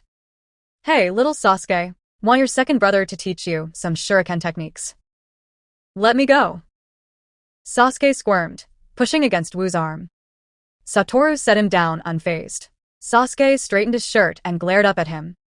What are you planning, second brother? You even know shuriken? Sasuke recalled that Wu's training periods always seemed to fall during shuriken lessons, raising doubts. Yet, deep down, he trusted his second brother's abilities. Don't you trust me? Satoru said, feigning offense.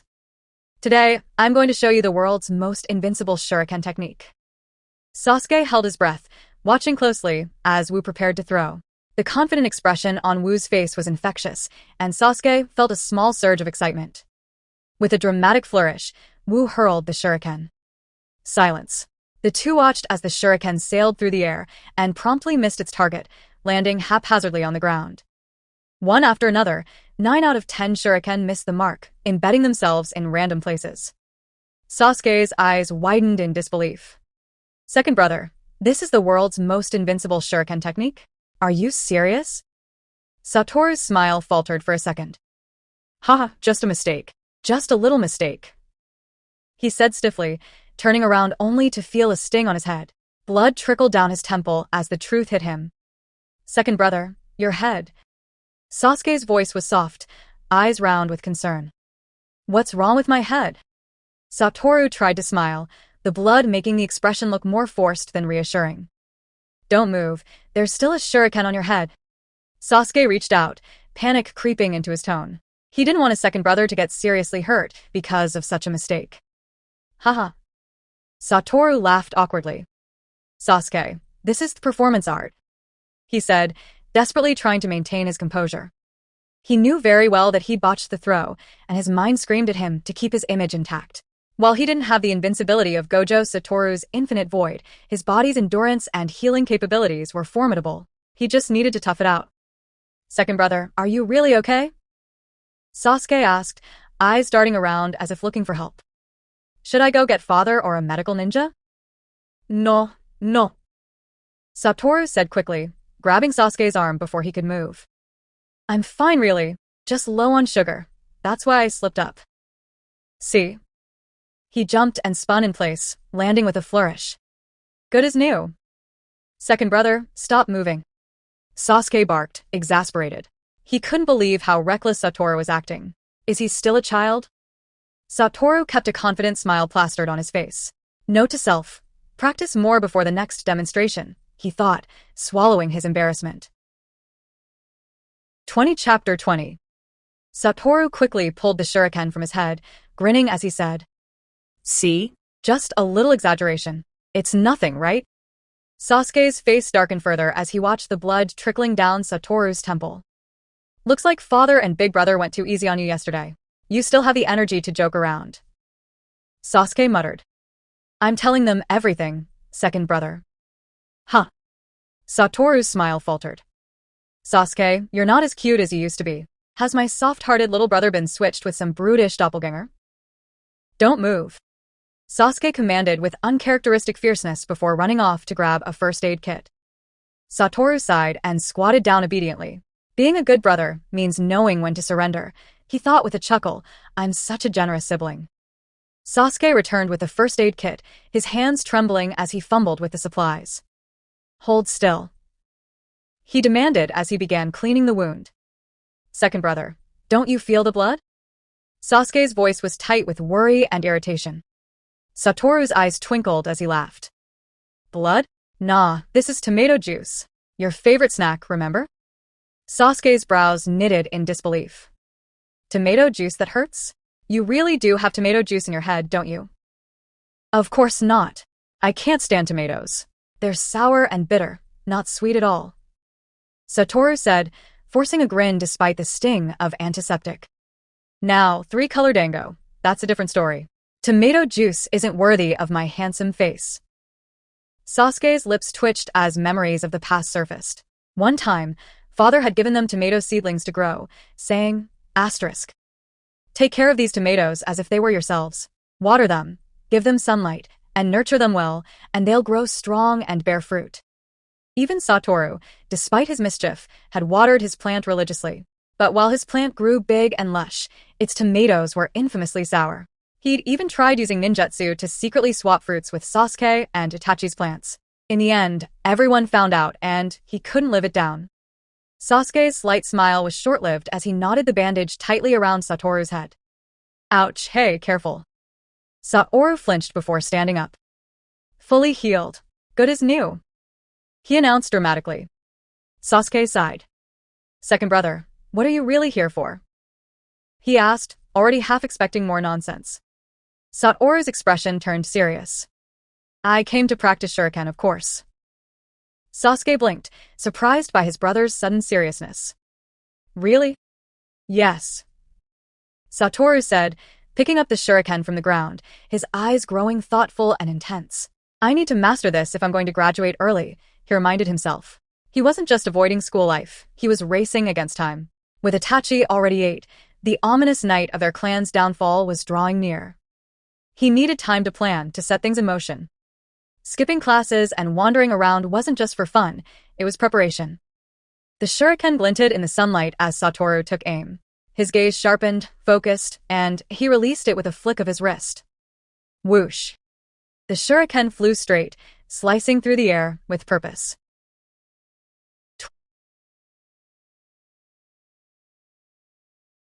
21 Chapter 21. The shuriken embedded itself in the target with a satisfying thud. "Ha, did he really hit it?" Sasuke whispered, his eyes wide with surprise. Compared to the chaotic misses earlier, this was a marked improvement. He watched as Satoru adjusted his stance and threw another shuriken, which landed just shy of the bullseye. What's missing? Satoru wondered, considering variables like wind speed and gravity. After a moment's thought, he let all the remaining shuriken fly. The cold metal sailed through the air, each piece finding its mark near the center of the targets surrounding them. Satoru quickly realized that once he had control of the release point and trajectory, he could manage consistent, successful throws. With renewed confidence, he adjusted his aim and made several more precise throws, each hitting the bullseye. Sasuke stood rooted, mouth slightly agape as he watched his second brother go from clumsy mistakes to flawless throws in such a short span. It was as if he were witnessing a different person altogether. The sheer speed at which Satoru adapted and improved was almost unnatural. What kind of learning ability is this? Sasuke thought, his admiration mixing with a hint of confusion. Hey, little Sasuke. Satoru's voice broke through the younger boy's thoughts. Did you see that? I'm amazing. He beamed, his usual playful grin back in place.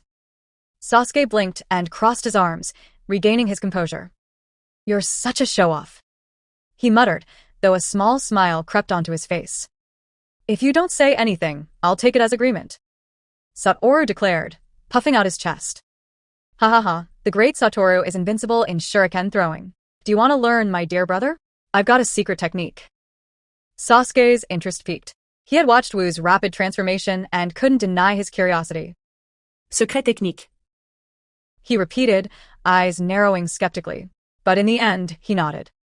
"The trick is..." Satoru began, but he suddenly tensed and shifted, eyes locked on a distant spot. Without warning, he hurled a shuriken with lethal precision.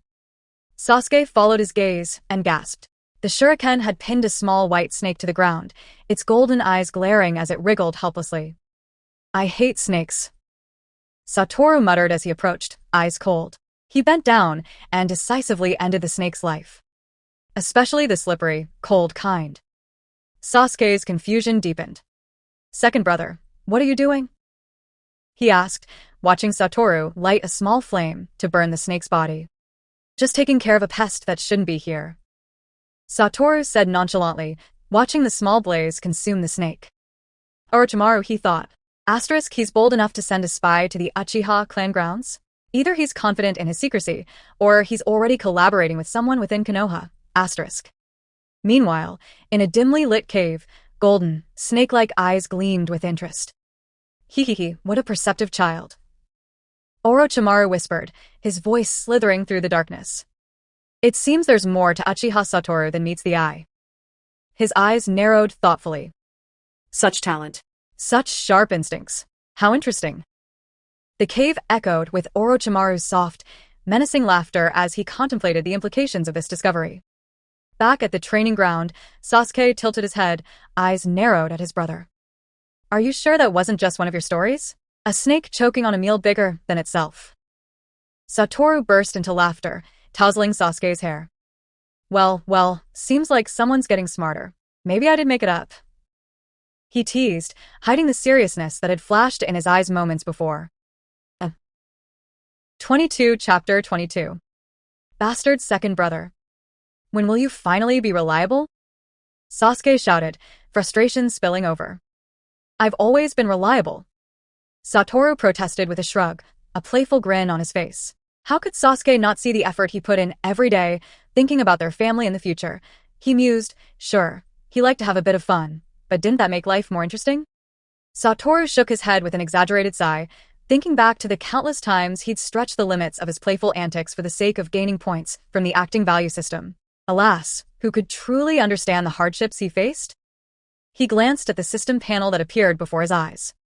Host Satoru. World Naruto. Template unlocked Satoru Gojo. Completion 31%. Skills 6 eyes, full, blue limited, red limited. Acting points 1000. The new skill, he stood out prominently. An advanced attack method infused with positive energy and the unbounded technique, capable of a repulsive force that could reach positive infinity. Even limited, it could simulate the power of a small supernova. Satoru's confidence swelled as he took it in. Second brother, what are you staring at? Sasuke's voice pulled him back. Satoru blinked and smiled sheepishly. Right.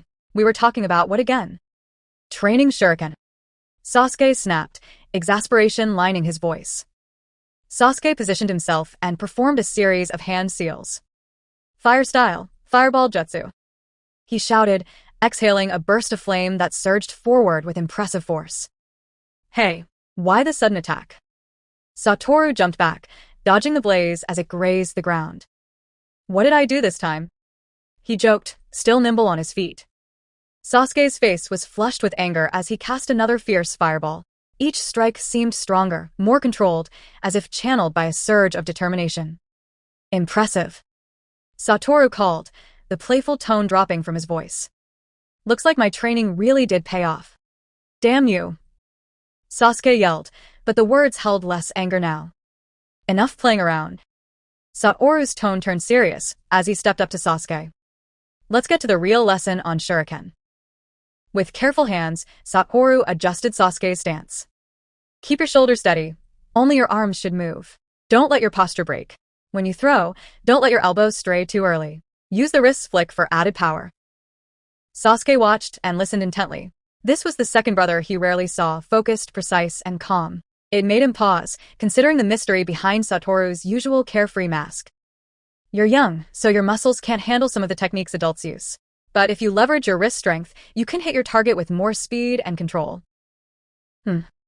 Sasuke's face lit with determination as he adjusted his stance and flung several shurikens at the targets.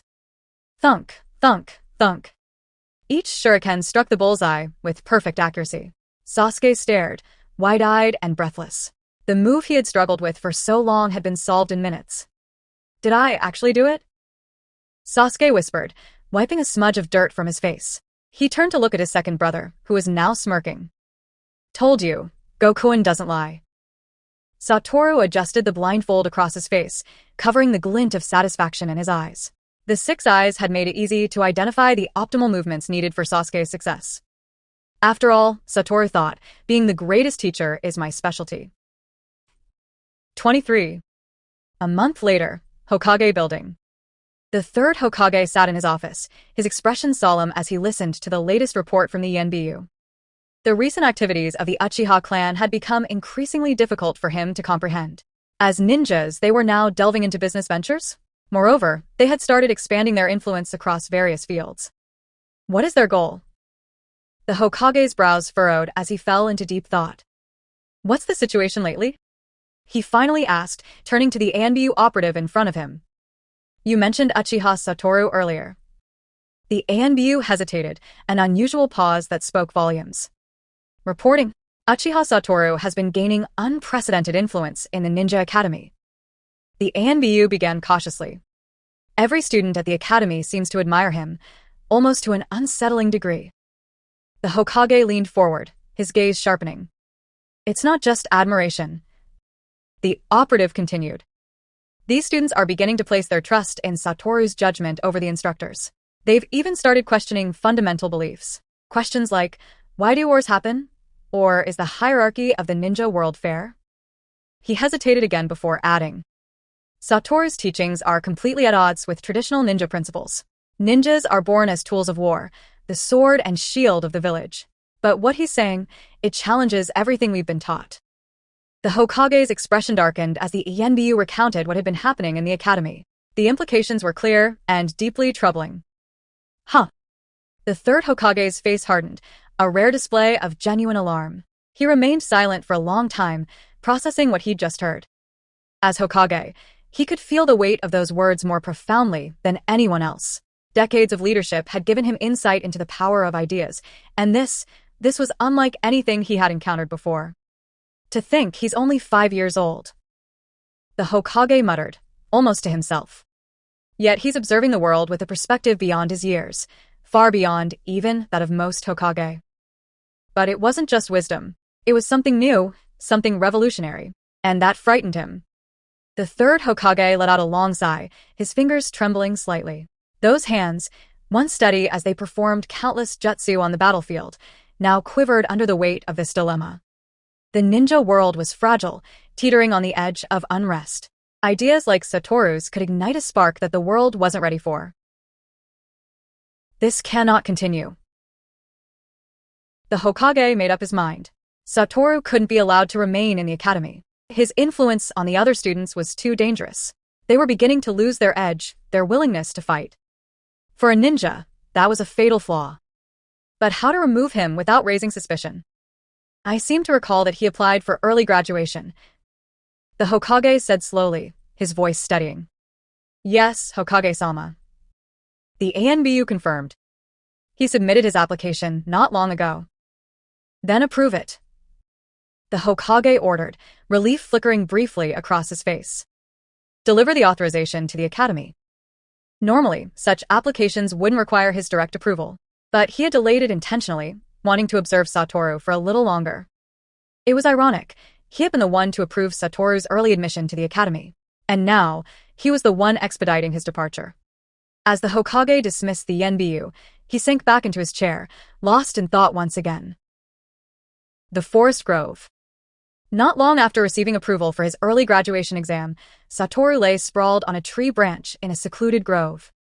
Finally, after weeks of maneuvering, he had secured permission to take the exam. It shouldn't have been this complicated.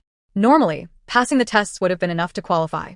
But for some reason, perhaps interference from the Hokage, new restrictions had been imposed on first-year students like him. Satoru knew the third Hokage's eyes were fixed on the Uchiha clan, and likely on him specifically. The old man wouldn't let him leave the academy so easily. So Satoru had devised a plan. In just a few short weeks, he had cultivated trust and admiration among his peers, elevating his popularity within the academy. Gradually, he began introducing new ideas, challenging the status quo, planting seeds of doubt about the system they had been raised to accept. He knew the Hokage would see this as a threat. The students were the village's future, and their ideals couldn't be allowed to stray too far from tradition. The Hokage would have no choice but to remove him. Everything had gone according to plan. His early graduation was approved. But as Satoru lay in the quiet grove, staring up at the canopy of leaves, he felt no sense of triumph. The world was still the same, a flawed, broken system clinging to outdated principles. And despite his small victories, he couldn't shake the weight pressing against his heart. 24. There was another reason behind Satoru Uchiha's actions. It wasn't just about graduating early, it was also a calculated move to test the third Hokage's character and attitude. To truly understand someone, Satoru believed, it was too limiting to rely on what was known from the original plot. He needed a first-hand opportunity to observe and judge the Hokage. This thought led him to orchestrate events like the ramen contest. The event wasn't just for fun, it was a strategic move. He had invited the third Hokage specifically, using the presence of others as a way to make the gathering appear natural and reasonable. The plan had gone smoothly, and the Hokage took notice. Not only did the third Hokage attend, but he also specifically summoned Satoru to the Ninja Academy afterward. For Satoru, this reaction was key. He wanted to gauge whether the Hokage was a potential ally or merely a symbol of Konoha's rigid system. If the Hokage could not pass this subtle test, then Satoru's hopes of finding refuge for the Uchiha clan within the village would be in vain. Satoru had been deliberate in his efforts at the academy. He earned the trust of his peers, established himself as a leader, and began introducing new ideas and perspectives, ones more suitable for the changing ninja world. He challenged the long-standing concept of mission supremacy, a doctrine that dictated ninjas should complete their objectives at any cost. This ideology dehumanized ninjas, teaching children to suppress their emotions, view others as tools, and prioritize success over life itself. Since the age of 5, students were taught that life and death were secondary to the mission. Hatred could be set aside if the mission required it, and enemies could become allies if it suited the village's goals. Satoru saw this as deeply flawed. Such rigid thinking turned generations into tools of war, robbing them of their humanity and individuality. Instead, Satoru aimed to empower the students. He wanted them to question the world, to think critically, and to make choices for themselves. Although these lessons were unsettling and painful at first, he believed this was far better than living in ignorance. Children, he knew, were more adaptable than adults. Adults, shaped by war, hatred, and loss, often couldn't accept new ideas without questioning their entire identity. Accepting a new perspective would force them to confront past regrets and repressed memories, something many were unwilling or unable to do. A person who could embrace such change, Satoru thought, must possess a mind as vast as the ocean. Only such a person could guide Konoha and ensure the Uchiha's survival. This was why Satoru orchestrated his test. If the third Hokage rejected his ideas outright, Satoru would take his early graduation and move forward. If the Hokage acknowledged even a fraction of his message or sought deeper understanding, Satoru would consider placing his trust in him. But the results were disappointing. The Hokage had shown neither courage nor tolerance. By hastily approving Satoru's early graduation, he chose to avoid confrontation, pretending not to see the growing ideological shift within the academy. His indecisiveness mirrored the failures that had plagued Konoha's leadership for years. It was now clear to Satoru that entrusting the Uchiha's future to the Hokage was futile. Without the necessary resolve, the Hokage could never balance the complexities of Konoha's politics, let alone protect the Uchiha from the threats lurking in the shadows, especially not from figures like Danzo. Satoru's hope that the Uchiha could survive in Konoha began to wane. He had briefly entertained the idea of fostering peace by gaining the Hokage's trust and weeding out dissenters within the Uchiha clan. But that hope was now gone. The current leadership was incapable of ensuring the clan's survival. The Uchiha could no longer remain in Konoha. Satoru quietly made his decision. Meanwhile, news of Satoru Uchiha's ideology began to spread beyond Konoha. In the dark, serpentine halls of the Ryuchi cave, a familiar voice echoed with amusement. Satoru Uchiha, how intriguing. Orochimaru mused, a twisted smile curling his lips. To think such a figure would emerge from the Uchiha clan. New ideas, you say? Fascinating. He continued, his golden eyes narrowing in thought. Satoru's words had stirred something within Orochimaru, sparking fresh inspiration for his own experiments.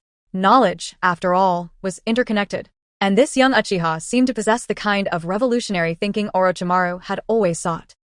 His smile grew wider as he chuckled to himself. Itachi Uchiha was already a surprise, but his younger brother Satoru, oh, he's far more interesting. Orochimaru's laughter echoed through the cave, low and sinister. I can't wait to see him for myself. 25.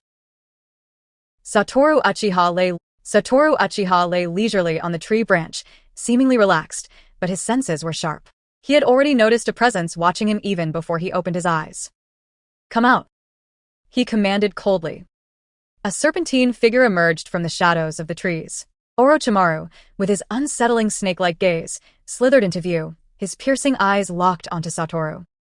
You seem to have noticed me quite some time ago. Orochimaru hissed, curiosity gleaming in his expression. How did you manage that? Despite Satoru's slim chakra presence, Orochimaru couldn't understand how his hiding spot had been so easily detected. It intrigued him, fascinated him. This slippery, slimy aura of yours is impossible to ignore. Satoru replied with a sneer. Orochimaru chuckled softly. Not very polite, are we? There's no need for politeness. Satoru shot back, his tone icy. I know you're kind, you're no different from me. Orochimaru's eyes widened slightly at the response. Then his lips curled into a sinister smile. Indeed, how can a tiger in the mountains be caged by a mere village? Orochimaru said, his voice dripping with venom. Konoha is too small to contain someone like you. Satoru furrowed his brows, unsure of what Orochimaru was implying. What are you getting at? Oh, don't be so impatient. Orochimaru drawled, his tongue flicking out like a snake's. Satoru Uchiha, would you like to become my student?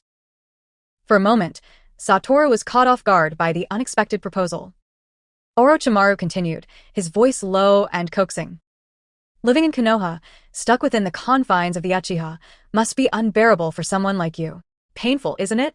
Difficult. Satoru blinked, puzzled. What is he even talking about? Had Orochimaru misunderstood him completely?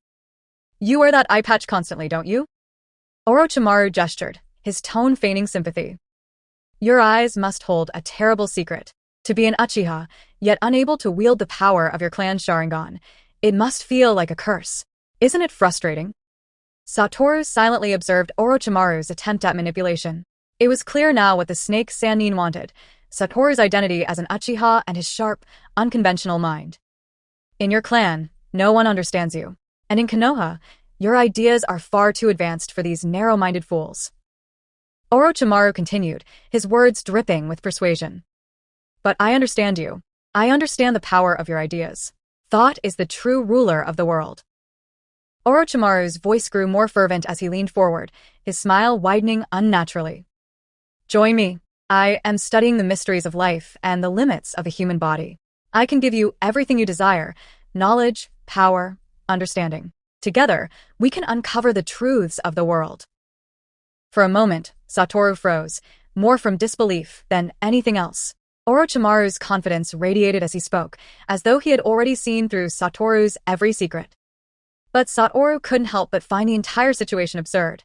He glanced at Orochimaru's pallid, serpentine face, then inwardly compared it to his own youthful, unblemished appearance. Asterisk, are we the same kind of people? Absolutely not. Asterisk.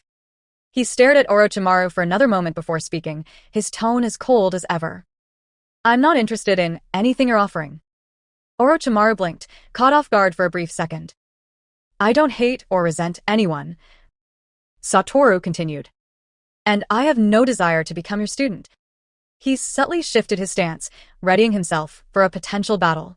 While he wasn't afraid of Orochimaru, he didn't want to reveal too much of his strength if a fight broke out. Orochimaru's unsettling smile returned, this time tinged with amusement. "You say there's no hatred," he said, his voice silky and cryptic. "But beasts are always bloodthirsty, no matter how much they try to act like domestic pets." Satoru sighed internally. Why does he talk like this? Just get to the point. Orochimaru continued his rambling monologue, his words layered with riddles. But Satoru quickly grew tired of the theatrics. "This is nothing but your own delusion," he said coldly. To Satoru's dismay, Orochimaru seemed to take his words as agreement rather than rejection.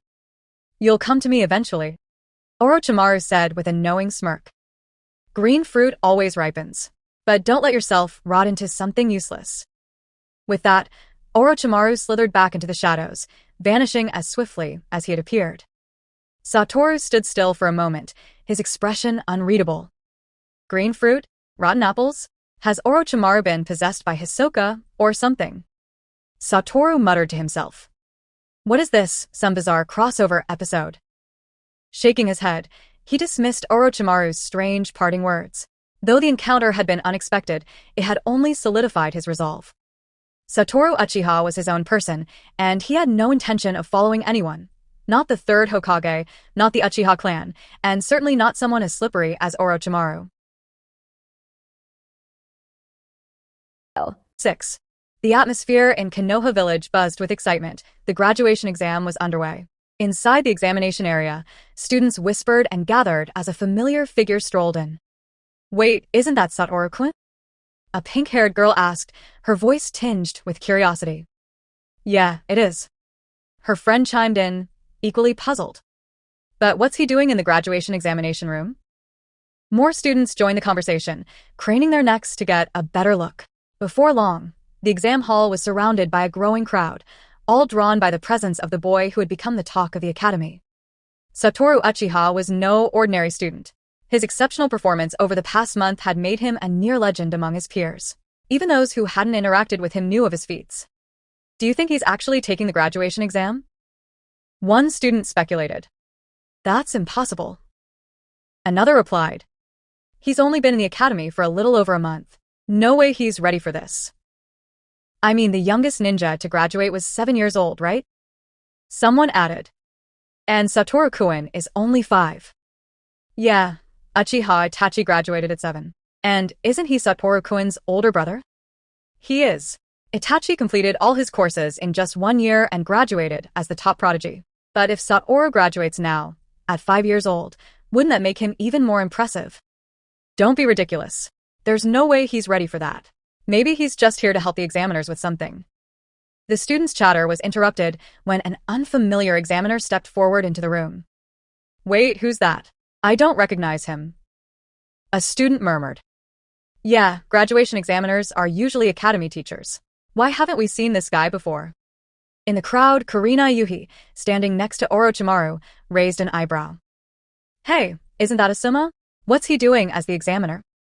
She had accompanied her teacher, Orochimaru, who, much to her confusion, had taken a sudden interest in this year's graduation exam. Orochimaru, however, paid her no attention, his golden eyes locked on Satoru as though the rest of the room didn't exist. Inside the exam hall, Asuma Saratobi stepped forward, his demeanor exuding impatience. He addressed the students with a smirk, his voice loud and commanding. "All right, listen up. The rules for the exam are simple. If you can touch even the corner of my clothes before this stick of incense burns out, you pass." He gestured to the incense stick burning nearby. "That's your time limit. Let's see what you've got." Asuma's irritation was palpable. Today was supposed to be the day he left Konoha to join the Fire Daimyo's guardian Shinobi 12. Instead, his father, the third Hokage, had roped him into this. Asterisk. "Enjoy the memories of the academy one last time." Asterisk, his father had said. Memories? Asuma had already graduated years ago. What was there to enjoy? This is just his excuse to stall me, Asuma thought bitterly, deepening the scowl on his face. Fine. If he had to waste his day on this, he wouldn't make it easy for these kids. No handouts today, he decided. If they wanted to graduate, they'd have to prove they were ready for the battlefield. "All right, brats. Let's get started. Asuma called out, arrogance dripping from his tone. The students bristled at his words, their indignation rising. Who's he calling brats? One muttered angrily. We'll show him. Another snapped, preparing their technique. One by one, the students began attacking, each displaying their best ninjutsu. *** wind style. Whirlwind fist. ***. Ninja art. Shadow imitation jutsu. ***. Take this. ***. Try to dodge my hidden weapons. ***. The room erupted into chaos as students called out their moves, charging at Asuma with everything they had. From a spot on the sidelines, Satoru watched with mild amusement, his chin resting in his hand. Why are they yelling their techniques out loud? He wondered. Is this some unwritten rule? Or are they just making it easier for the opponent? Asuma, effortlessly dodging attacks left and right, noticed Satoru's stillness. Hey, kid. He called out. What's the matter? Planning to let them do all the work and swoop in at the last second. Satoru raised an eyebrow, unsure if Asuma was really calling him out. Yes, you, the giggling little brat standing there doing nothing. Asuma clarified, smirking. Why don't you come over and show me what you've got? Satoru's lips curled into a confident smile. He slowly rose to his feet, his movements calm and deliberate. Are you sure about this? He asked, his voice steady. Asuma chuckled, twirling the toothpick in his mouth. Don't worry, kid. I'll go easy on you. Let's see your ninjutsu. The students hushed, their attention now fully on Satoru. Many of them were curious, some skeptical. Could he really do it? Satoru walked forward, his gaze steady as he sized up Asuma. The air in the room shifted as he stepped into the center of the examination area. All right then. Satoru said, a sly grin forming. Let's begin. 27. Huh? Me? Satoru pointed at himself, feigning innocence as he looked at Asuma's annoyed glare. Yes, you. Asuma snapped impatiently. What are you waiting for? Get on with it and cast your jutsu. Satoru puffed out his cheeks in mock dissatisfaction. Giggling little brat, he thought. I'm obviously charming and refined. What kind of insult is that? His playful expression faded as he stepped closer to Asuma, his demeanor sharpening. The shift in his aura was subtle but palpable, like a blade unsheathing. Asuma's eyes narrowed slightly. Though he had been dismissive of the boy's age, this sudden change caught his attention. So, he's not completely ordinary, Asuma thought, adjusting his stance. All right, Satoru said, stroking his eye patch as if preparing for something monumental. I'll show you my ultimate secret technique. Asuma raised an eyebrow, his curiosity piqued. Even Orochimaru, observing from the sidelines, leaned forward slightly, intrigued by the boy's claim. Could there be something he hasn't revealed yet? Satoru's hands moved in a flurry of seals before he shouted dramatically. Ninjutsu. The art of blocking the road. Silence fell across the room. Everyone blinked, looking around for any signs of an effect. What is this supposed to be? Asuma frowned, clearly unimpressed. It's a roadblock. Satoru replied nonchalantly, gesturing to himself. Haven't I stopped you from moving forward? The absurdity of his explanation left the room dumbfounded for a moment before the students burst into laughter. What kind of jutsu is that? One boy choked out between giggles. Is he even serious? Another girl added, wiping tears from her eyes. Orochimaru, however, remained unmoved, his expression calm despite the chaos. Teacher, who is this kid? Kurenai asked, her face filled with disbelief. Orochimaru smirked slightly. A student I find promising. Meanwhile, Asuma's face darkened with embarrassment and irritation. This brat is mocking me, he thought. In the exam room, of all places. Without a word, Asuma charged forward, his frustration boiling over. Enough joking around. Wake up, brat. Satoru tilted his head, feigning confusion. Why are you so angry? He asked innocently, though his eyes glinted mischievously. As Asuma closed the distance, Satoru moved with deliberate slowness, placing his hand on the ground. Earth style. Mud River Che. he announced, his tone overly dramatic. Another weird name, Asuma scoffed internally. He didn't slow down, expecting another harmless trick. But just as his fist was about to connect, the ground beneath them began to rumble. Crack. Chunks of earth and stone erupted violently, forcing Asuma to leap back to avoid being buried. The sudden quake left the room in stunned silence. Was that Earth-style? Asuma muttered, wiping sweat from his forehead. Almost got me. Satoru grinned slyly. You don't think the name sounds better that way? He teased, his voice calm and playful. Asuma shook his head, muttering under his breath. This kid, he's insane. But Satoru's expression gradually shifted, his playful demeanor replaced by a quiet intensity. He straightened his back, meeting Asuma's gaze with a seriousness that hadn't been there before. All right then, Satoru said softly. I'll stop playing around. Asuma's breath caught in his throat. The shift was instant and overwhelming, and icy, suffocating pressure filled the room. The boy in front of him no longer felt like the mischievous child from moments ago. It was as though Satoru had become someone or something entirely different. Instinctively, Asuma took half a step back, his nerves on edge. What is this feeling? He couldn't explain it, but the sheer weight of Satoru's presence was unlike anything he had encountered before. From the sidelines, Orochimaru watched with growing satisfaction, a sly smile playing on his lips. So there it is, he thought. The real Satoru Uchiha. Satoru's supposed warmth and innocence, Orochimaru mused, were merely layers of deception. Beneath it lay something far more dangerous and far more intriguing. Come on, Satoru. Orochimaru whispered to himself. Show me what else you're hiding. 28. Inside the examination area, tension mounted. Asuma Sarutobi's expression shifted from mild annoyance to cautious seriousness as he observed Satoru Uchiha. How does this kid have such an intense aura? Asuma wondered, his mind racing. Asterisk, is it another bluff? There's no way a 5-year-old could generate this much pressure. Asterisk. Despite his skepticism, Asuma couldn't deny the strange presence radiating from Satoru. It unsettled him. If this child got the better of him here, it would become a stain on his reputation, something his father, the third Hokage, would never let him live down. Worse, if the daimyo found out he had lost to a mere child, his ambitions to become one of the guardian shinobi 12 might crumble. Still, Asuma refused to let his guard down. Meanwhile, Satoru stood casually, a single shuriken in his hand. He wasn't about to reveal his full strength. His more powerful techniques would be too conspicuous and might raise questions he didn't want to answer. For now, he relied on speed and precision, skills derived from his unique training. The confidence in his stance, however, only served to further irritate Asuma. Stop fooling around.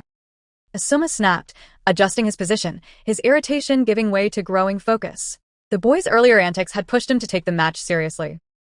But before Asuma could utter another word, the air was suddenly filled with a sharp sound of metal slicing through the wind. Asterisk, asterisk, whoosh. Whoosh. Whoosh. Asterisk, asterisk.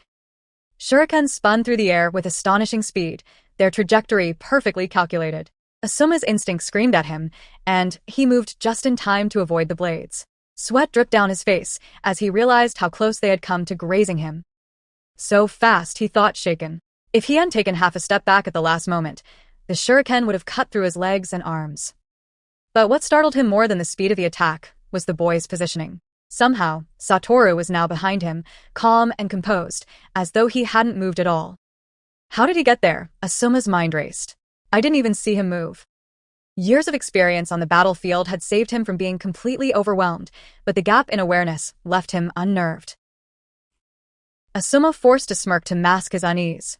Asterisk, he's just a kid using shuriken. It's no big deal. All I need is some distance. Asterisk. He widened the gap between them, convinced that physical techniques alone wouldn't be enough to keep up.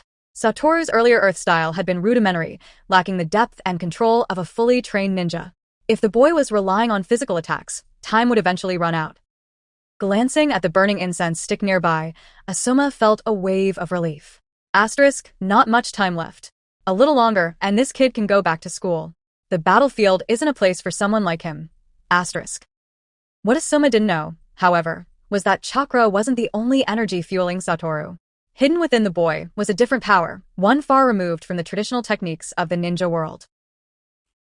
From the sidelines, Orochimaru watched with a satisfied grin. Asuma's going to lose, he said confidently. Kurenai turned to him in disbelief. Lose? To a 5-year-old? How is that even possible? Orochimaru chuckled. He underestimated his opponent and let arrogance cloud his judgment. If this were anyone other than a Konoha child in front of him, Asuma wouldn't have been so careless. But Kurenai trailed off, unable to comprehend what she was seeing. How is this kid doing it? That's what I want to know. Orochimaru murmured, his serpentine pupils narrowing. Asterisk, what is the secret behind Satoru Uchiha? There's no chakra fluctuation when he moves like that, so it's not ninjutsu. And it's not physical prowess alone. What is this hidden power he wields? Asterisk. Back in the field, Satoru let out an exasperated sigh, running a hand over his blindfold. This is getting tedious, he muttered to himself. Asuma tensed, his sharp senses warning him of another shift. In the blink of an eye, Satoru vanished from sight. Where is he? Asuma's eyes darted around the room, but there was no trace of the boy. Asterisk, asterisk, whoosh.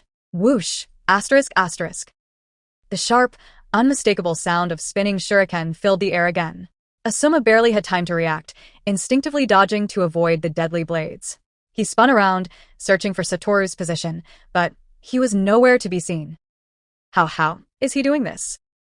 Asuma muttered under his breath, his confidence wavering for the first time. Orochimaru's grin widened as he observed the chaos. Asterisk, fascinating. Truly fascinating. This isn't just talent, it's something more. Something deeper. I must know the secret behind this boy. Asterisk. Kurenai, still struggling to process what she was seeing, glanced at Orochimaru. Sensei, are you sure he's only 5? Orochimaru chuckled darkly. Don't judge a genius by the limits of your own imagination. In the field, Satoru's voice echoed softly, though his exact location was impossible to pinpoint. Time's almost up, Asuma-sensei. Satoru said, his tone calm but laced with a hint of mockery. Are you sure you can keep up? 29. Asuma Saratobi left the examination room with a face like thunder, moving as fast as the wind. He didn't spare a glance back, his pride bruised beyond repair. Hey, why'd he leave so quickly? Satoru muttered, holding a fragment of Asuma's tattered sleeve in his hand. He sighed dramatically, his expression one of exaggerated innocence. I didn't even get confirmation if I passed or not. The boys' over-the-top antics drew a few chuckles from the lingering spectators, though Satoru himself wasn't done putting on a show. So impatient, these grown-ups. He continued, shaking his head. But hey, not everyone can handle me. Satisfied with his performance, Satoru straightened his posture, giving one last look around the room before sauntering out. Orochimaru left the scene shortly after, taking Mitarashi Enko with him. His disciple couldn't hold back her thoughts, muttering as they walked. Asuma actually lost. Enko said in disbelief. I didn't think Satoru was that strong. Is this what genius looks like? Orochimaru ignored her commentary, his mind still replaying the events of the exam. His analytical nature wouldn't let him rest. Teleportation, but not the flying thunder god technique, he mused. That legendary jutsu required specific markings or chakra seals, but Satoru had used no such preparation. The boy's movements had been seamless, with no detectable chakra fluctuations. What kind of technique was that? The more he thought about it, the more questions arose. Orochimaru's curiosity burned brighter than ever. Back at the academy, the examination room was abuzz with chatter as students and teachers analyzed what they had just witnessed. Oh my god, did that really just happen? I didn't think Asuma-sensei could lose to a 5-year-old. Serves him right for setting such a ridiculous test.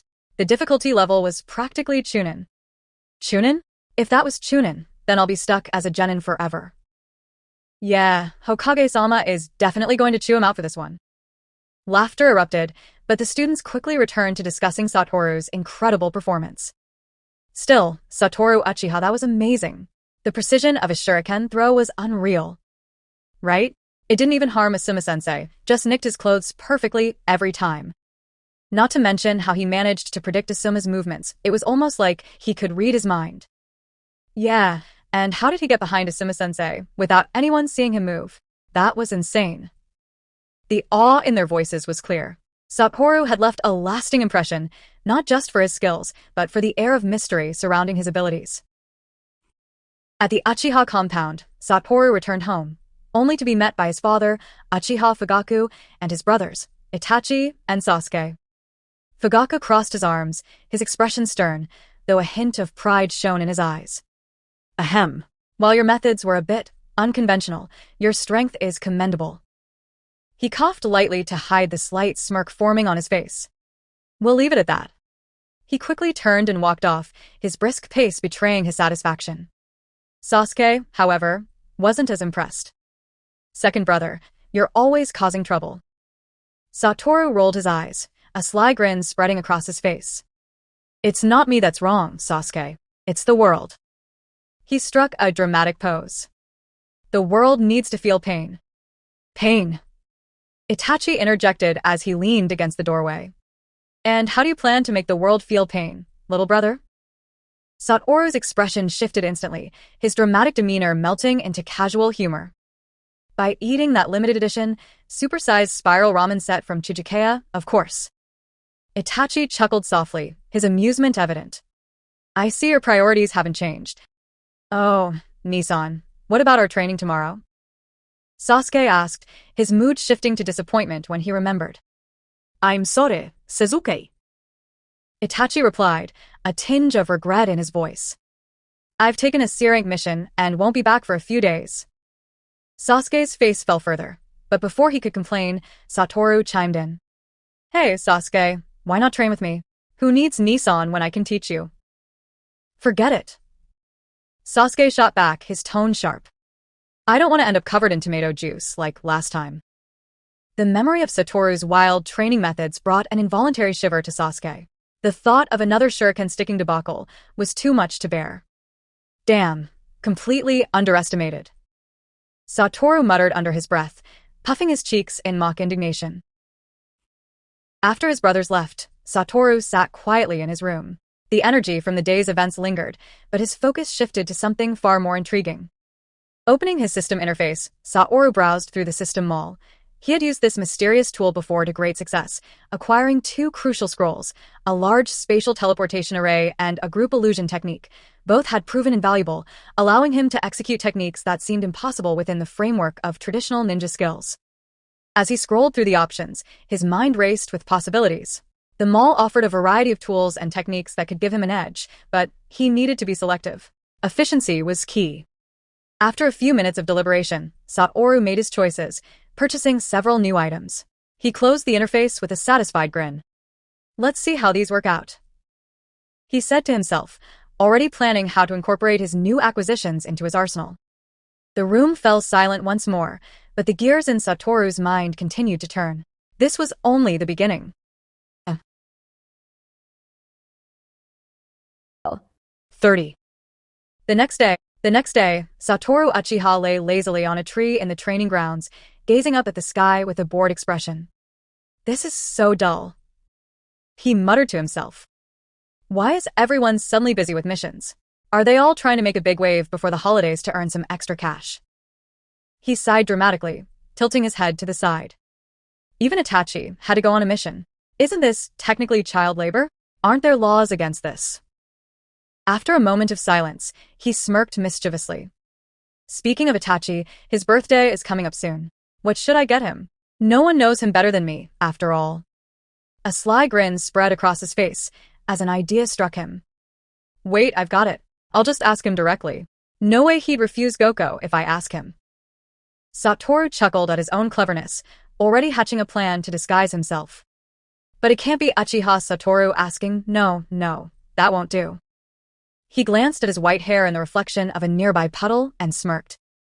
White hair, silver hair, they're close enough, right? Perfect. I'll be Goku Hitaki. Back at home, Satoru rummaged through drawers and closets, gathering pieces for his disguise. After a while, he stepped back from the mirror to admire his work. The reflection staring back was startling. New. Satoru had short, messy white hair, a forehead protector covering one eye, and a mask hiding most of their face. A long blue dress added an extra layer of mischief to the look. Ha ha ha. He laughed, striking a dramatic pose. What a beautiful and handsome little beauty. I didn't realize I was this good at pulling off women's clothes. Satoru twirled in front of the mirror, his exaggerated tone making even himself laugh. Still, this looks just like a feminine version of Kakashi-sensei. From now on, call me Goko Hataki. With his disguise ready, Satoru activated his teleportation ability, a modified use of the song technique. The process involved creating a suction-like force to compress space, allowing him to jump between 2 points almost instantly. Moments later, he appeared in a dense forest. He mused, looking around.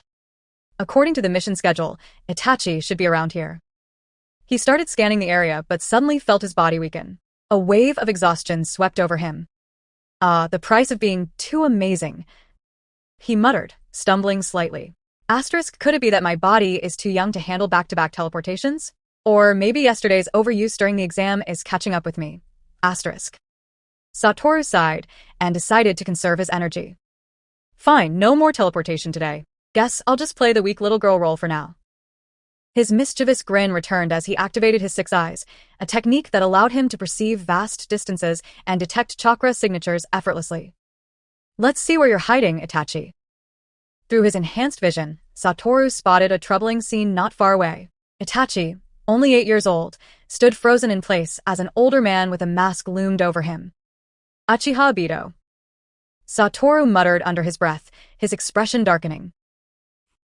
Without hesitation, Satoru teleported directly into the confrontation, arriving just in time to block Obito's attack. The clash of kunai sent sparks flying as Obito's eyes narrowed in surprise. A reluctant smile tugged at Satoru's lips as he steadied himself. This is bad. My energy hasn't recovered yet. I'll have to stall him. Obito studied the figure in front of him, his gaze growing more intense. Who are you?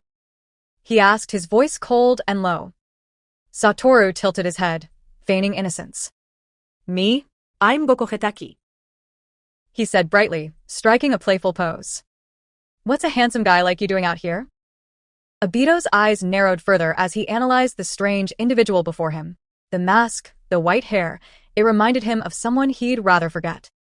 She looks like Kakashi, Obito thought, his fists clenching at the memory of his old comrade. His heart burned with anger and resentment. Kakashi, the one who let Rin die. How dare he live on, making friends and leaving the past behind? The more he thought about it, the more his fury grew. His gaze shifted to Itachi, who stood behind the mysterious girl, his newly awakened Sharingan spinning with 2 tomo. Perhaps this child will prove useful for my plans. But first, Obito's kunai gleamed as he prepared another attack, his killing intent spiking. Anyone connected to Kakashi deserves to die. Satoru's face twitched under his mask, and he forced a smile. Great. He's madder than I thought. Raising a hand, he pretended to dust off his outfit. Whoa, calm down, big guy. Can't we talk this out? Maybe over tea? But Obito wasn't in the mood for jokes. His kunai flashed forward, aiming for Satoru's chest. Not today, Satoru thought, summoning every ounce of his remaining energy to deflect the attack. He twisted his body, narrowly avoiding the blade, and countered with a kick aimed at Obito's side. Though the attack lacked power, it was enough to create distance between them. Itachi watched the exchange, wide-eyed and speechless. Who is she, he wondered, and why is she helping me? Obito's interest only deepened as he observed the disguised Satoru. Her abilities, they're unusual. And that teleportation, it's not the flying thunder god technique. What is she? For now, Satoru's priority was clear. Protect Itachi and stall Obito long enough for reinforcements, or a miracle. With a sharp grin, Satoru shifted into a ready stance. Allricht, masked man. Let's see what you've got. 31. Satoru immediately dismissed the name he'd conjured in jest. Goko Hataki, What was I even thinking? He muttered internally. Using such a name against Uchiha Obito, a walking storm of unresolved hatred and blackened memories, was asking for trouble. What was I even thinking? He muttered internally. Using such a name against Uchiha Obito, a walking storm of unresolved hatred and blackened memories, was asking for trouble. The man was practically a human powder keg. Any perceived slight, even an indirect one, could set him off. He adjusted his stance, casually positioning himself between Obito and Itachi Uchiha, who was still catching his breath after narrowly avoiding death. Despite his relaxed demeanor, every muscle in Satoru's body was finely tuned for action. Obito stood across from him, his black cloak billowing slightly in the breeze, the kunai in his hand glinting ominously. For a moment, Obito simply observed Satoru, his Sharingan spinning lazily. "Goko, huh?" Obito finally said, his voice cold and detached. "Never heard of you." Satoru smirked. "Well, I guess I'm just full of surprises." Obito's gaze sharpened as he studied the girl in front of him.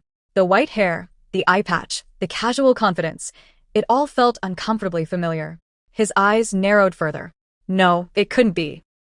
She looks like Kakashi, Obito thought bitterly, his fists clenching under the folds of his cloak. But that's impossible, isn't it? Images of his former comrade flashed in his mind, mingling with his memories of Rin. The thought that Kakashi could have forged new bonds, left the past behind, and found someone else to fight alongside enraged him. The corners of Obito's mouth twitched beneath his mask as he struggled to suppress his rising fury. "So, Kakashi's made a new little friend, has he?" He sneered, his tone dripping with venom. "How nice." Satoru, ever perceptive, noticed the dark shift in Obito's mood and sighed inwardly. Great, I've accidentally fed the beast. Now he's fully blackened. Just my luck, Itachi, meanwhile, had regained some composure. Despite his youth, his two-tomo Sharingan glinted with determination. He stepped forward, positioning himself protectively in front of the strange girl who had saved him. "You should leave," Itachi said quietly to Satoru. "This isn't your fight." Satoru glanced at him, surprised by the maturity in the boy's tone. But before he could respond, Itachi continued. "I won't let anyone else die in front of me." Itachi's hands formed a series of seals, and his Sharingan locked onto Obito. He unleashed a genjutsu with all the strength his two-tomo Sharingan could muster. Obito chuckled darkly. "A two-tomo Sharingan? How quaint." Itachi's illusion shattered as soon as it met Obito's kaleidoscope Sharingan. "Child's play," Obito muttered, brushing off the attack. But Itachi wasn't done. As Obito's attention wavered for a split second, Itachi launched a volley of shuriken with impeccable precision. The blade spun through the air, glinting with deadly intent. "Pathetic," Obito scoffed, easily sidestepping the attack. He glanced down at the ground where the shuriken landed, his voice dripping with mockery.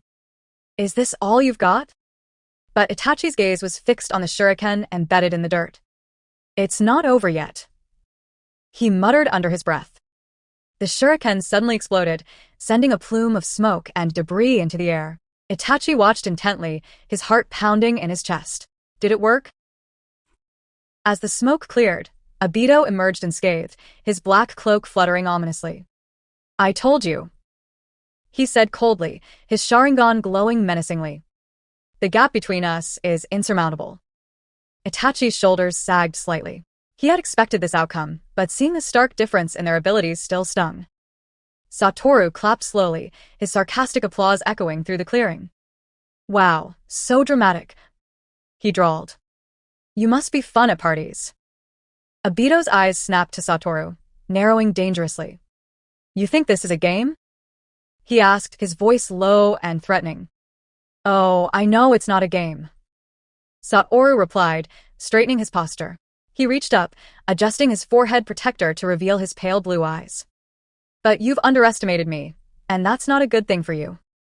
Obito paused, his Sharingan spinning as he analyzed the girl in front of him. Something about her aura, her confidence, didn't sit right. This isn't normal chakra, he realized. What is she hiding? Meanwhile, Satoru was silently thanking his body for finally regaining some strength. The earlier exhaustion from his teleportation and yesterday's overexertion had almost left him vulnerable, but now he felt ready to act. "All right, Obito," he said, cracking his knuckles. "Let's make this quick. I've got better things to do." Obito sneered beneath his mask. "I'm not in the mood to play anymore. Let's end this." Without warning, Obito lunged forward, his kunai aimed directly at Satoru's chest. But just before the blade connected, Satoru vanished, reappearing several feet away in an instant. "What?" Obito muttered, his eyes widening slightly. "Teleportation, but it's not the flying thunder god technique." Satoru grinned, her pale blue eyes gleaming. Not everything revolves around chakra, you know. Some of us are just built different. Obito's confusion deepened, but he quickly pushed it aside. No matter what tricks she has, she can't escape forever. Satoru shifted into a defensive stance, her movements precise and deliberate. Let's see if your arrogance can keep up with reality, Masked Man. 32. Uchiha Obito, realizing he had wasted enough time, decided it was time to end this. He had tasks ahead of him, and the longer this fight dragged on, the more taxing it would be. Fire style, wind dance. Obito shouted, unleashing a B-rank jutsu. With a flick of his wrist, the flames surged forward in a blazing inferno, swirling within a powerful vortex of wind. The flames roared as they burned fiercely, propelled by the ferocious wind, reaching with deadly intent towards Satoru and Itachi. The intensity of the attack was overwhelming. The fire serpent formed by the flames twisted and danced, burning everything in its path. Itachi, despite his abilities, felt the searing heat and the devastating power of the attack. He knew that this level of jutsu was far beyond his current capabilities. What do we do now? Itachi thought to himself, his heart racing as the flames encircled them. There was no way he could withstand this, not yet. Satoru, however, remained utterly calm. His eyes, pale blue and piercing, seemed to glow in the inferno. He knew exactly what was coming. The flames in front of him might have been fierce, but they were nothing compared to the true power he held within. The wind and fire converged in an explosive rush, engulfing both him and Itachi. For a split second, it seemed as if all hope was lost. But then, out of the fire, a strange energy began to emanate, black and swirling, pushing the flames apart. The surrounding space seemed to quiver under its force, and the flames were torn asunder, dissipating in an instant. The heat that had once threatened to consume everything now faded into nothingness. Satoru stepped forward, unfazed. Itachi, eyes wide with disbelief, looked up to see the girl standing tall before him, the fiery storm gone as quickly as it came. Obito's expression twisted beneath his mask. How did she survive that? And what was that energy? Satoru smiled faintly, his expression calm but deadly. That's all? You're going to have to try harder than that. Obito's mind raced. The black energy that had shattered his attack was like nothing he'd seen before. It wasn't chakra, that much was clear. It had a presence, an aura that reminded him of his own space-time ninjutsu, but it was far more unpredictable, far more dangerous. He scanned Satoru with narrowed eyes, trying to figure out what she was. Who was this? His thoughts were interrupted as Satoru took another step forward, the black energy swirling ominously around her right hand. Her smile deepened as she addressed Obito. You should really reconsider, arrogance is dangerous. Satoru raised her hand, and the energy in her palm flared, emitting a faint, terrifying hum. Obito could feel the power radiating off of it, like the very fabric of space was bending around her. It was unlike anything he had ever encountered. Obito quickly analyzed his options. He wasn't dealing with a normal ninja. Whoever, or whatever, this girl was, she was far beyond the scope of what he could easily handle. With a quick flick of his wrist, he began preparing his escape. I can't afford to waste more time here, he thought. The space around him began to warp as he prepared to use Kamui. You're leaving already? Satoru asked with a hint of mockery in her voice. Don't tell me you're afraid of a little girl? Obito's eyes glowed with intensity, his gaze flicking towards Satoru. I don't have time to deal with you. But remember this, Goko, Hatake. He paused, his voice dropping to a dangerous whisper. We will meet again. With that, a distorted space enveloped him, and his body began to fade away, vanishing into the void with a final, quiet whoosh. Satoru watched as Obito disappeared, letting out a long breath. Finally. Despite the tense exchange, the battle had been taxing, especially with the residual fatigue from earlier, but she'd managed to bluff her way through it. Her strength wasn't quite what she wanted it to be yet, but her unique energy, closer to the essence of the soul than chakra, had given her the edge. That was too close. Satoru muttered to herself, flexing her fingers as the black energy dissipated. She turned to Itachi, who was still standing in awe of the situation. You all right? Itachi snapped out of his stunned silence, looking at the girl who had just saved him. I don't understand. What was that technique? That energy, it wasn't chakra. But it felt dangerous, like it could tear everything apart. Satoru shrugged casually, trying to hide her weariness. Oh, nothing special. Just a little trick I learned along the way. Itachi frowned, clearly unsettled by the power she had wielded. You're not from Konoha, are you? Satoru hesitated for a moment. No. But I have my reasons for being here. You don't need to worry about that. Itachi nodded slowly, still processing everything that had happened. Despite his confusion, there was something in his gut telling him to trust her. As the last remnants of Obito's presence faded, Satoru glanced around the clearing, making sure there was no further danger. Her mind was already turning to the next move. Asterisk Obito won't be easily fooled again. I'll need to prepare for the next encounter. Asterisk. Satoru turned back to Itachi, giving him a small smile. Let's get out of here, Itachi. I'm sure you've got more important things to do than get caught up in all this drama. As the two of them left the forest, Satoru couldn't help but feel the weight of the encounter. She had won this round, but in the world of ninja, every victory was temporary. There were always bigger forces at play. And this battle was just the beginning. 33. Satoru walked back into the forest, his mind racing. As the sound of the battle receded behind him, the lingering energy in the air still held the adrenaline of the confrontation. He paused briefly and then covered one eye with his forehead protector, as he always did after a battle. Time to leave, he thought, turning his back on Itachi, who was still standing in the clearing. Satoru had already walked a few steps when Itachi's voice called out to him. Wait! Itachi shouted. You haven't told me your name yet. Satoru didn't respond. His white hair swayed gently as he continued walking away, leaving only his retreating figure behind. Odd, Itachi thought, his gaze narrowing. Asterisk, who is she? Why do I feel so familiar with her? Asterisk. He shook his head, trying to push the feeling aside. Astérisque impossible. I've never met her before. Still, I wonder if we'll ever cross paths again. Asterisk. Itachi stood still for a long moment, staring at the spot where Satoru had disappeared, his thoughts swirling. The encounter had left him with more questions than answers. Satoru returned to his quiet home and didn't make a sound as he re-entered. Lying back on his familiar spot on the tree, he opened his system panel. The battle with Obito had been a reminder that he needed to get stronger, faster. He had barely managed to bluff his way through that confrontation.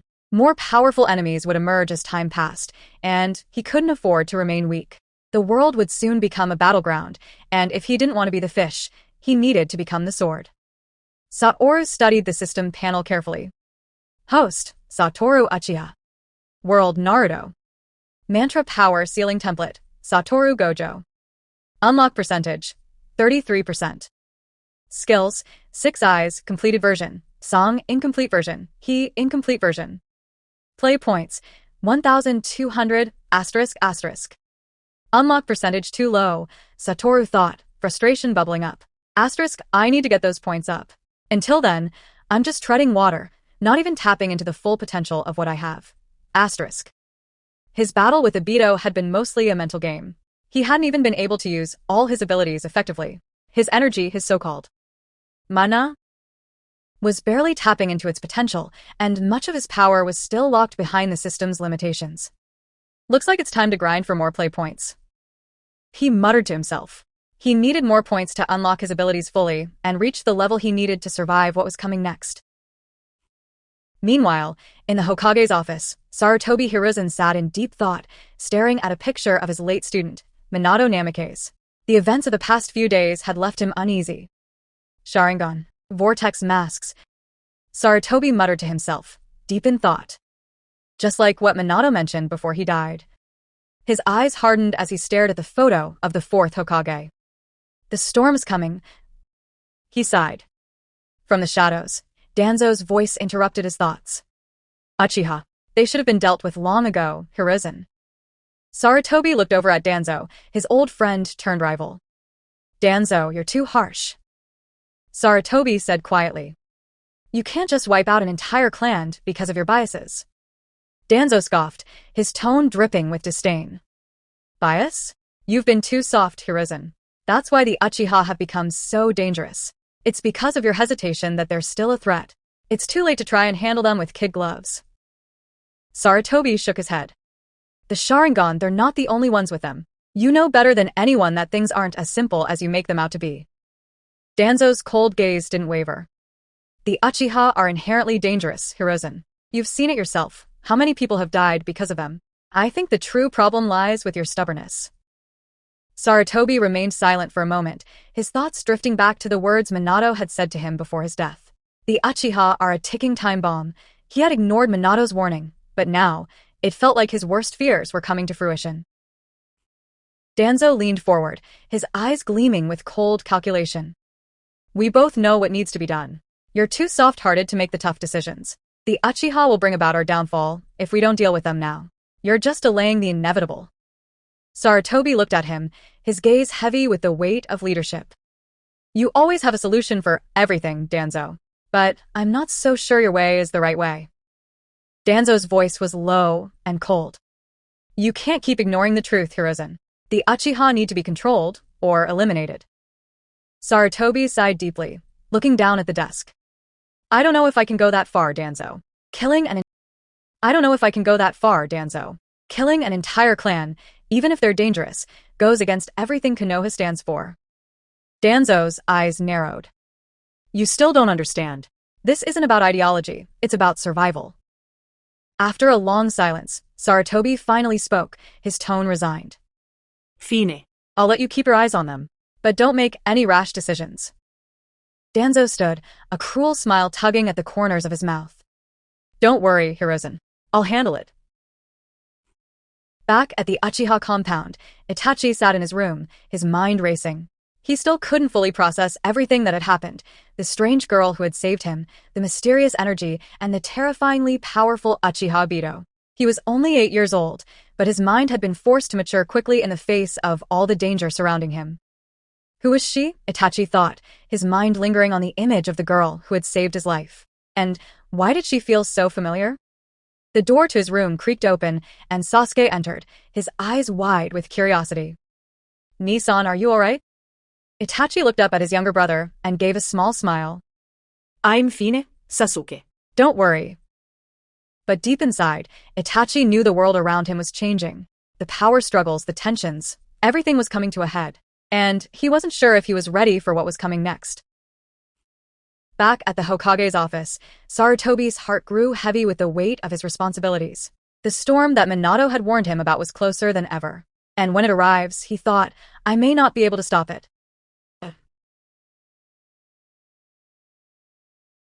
34. Satoru. What are you doing? Uchiha Mikoto stood in the doorway, eyes narrowed, her arms crossed. Her arms crossed over her chest. A thick, invisible flame of suspicion seemed to burn behind her gaze as she eyed her son. Huh? Satoru stammered, caught off guard. Haha, nothing at all. He quickly wiped his hands on his clothes, looking a bit guilty. What's in your hand? Mikoto continued, her sharp eyes trained on the cake in Satoru's hands. Satoru's eyes darted around for an excuse. I thought I'd take a little taste for you, you know? Just a little preview before the big event.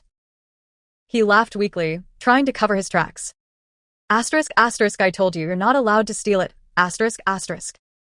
Mikoto said, her voice a mix of amusement and sternness as she stepped forward to take the cake from his hands. You think you can just eat it before the celebration? No way. Satoru chuckled nervously. Haha, I'm just checking the quality, you know? Gotta make sure it's perfect for the occasion. Mikoto raised an eyebrow, clearly not buying his story, though a small smile played at the corner of her lips. If you're so serious about making sure it's perfect, then you can make 3 cakes yourself. Wait, what? Satoru's face fell slightly at the idea of doing actual work. Mikoto's gaze was steady and unyielding. It's not like you to be so lazy. If you really want to make sure everything is right, I'm giving you time to make 3 cakes before the others come back. Satoru's eyes widened in mock horror, but Mikoto wasn't having it. It's all set now. Get to work. Satoru reluctantly handed over the cake, which Mikoto then carefully placed on a scroll. She began sealing it with multiple layers of protection seals before placing the scroll into the refrigerator. Satoru watched, confused. Why the seals? What's with the refrigerator? Mikoto smiled serenely. A little challenge for you. If you can unlock it, you can eat it. Satoru stared at the refrigerator and then at Mikoto, raising an eyebrow. You know you're cruel, right? Mikoto chuckled. If you can unlock it, go ahead. Try your luck. Satoru sighed dramatically. Okay, you win. After a few moments of silent contemplation, Satoru reluctantly left the kitchen, but not before greeting Sasuke, who was walking by. That's it. Satoru called out, a huge grin on his face.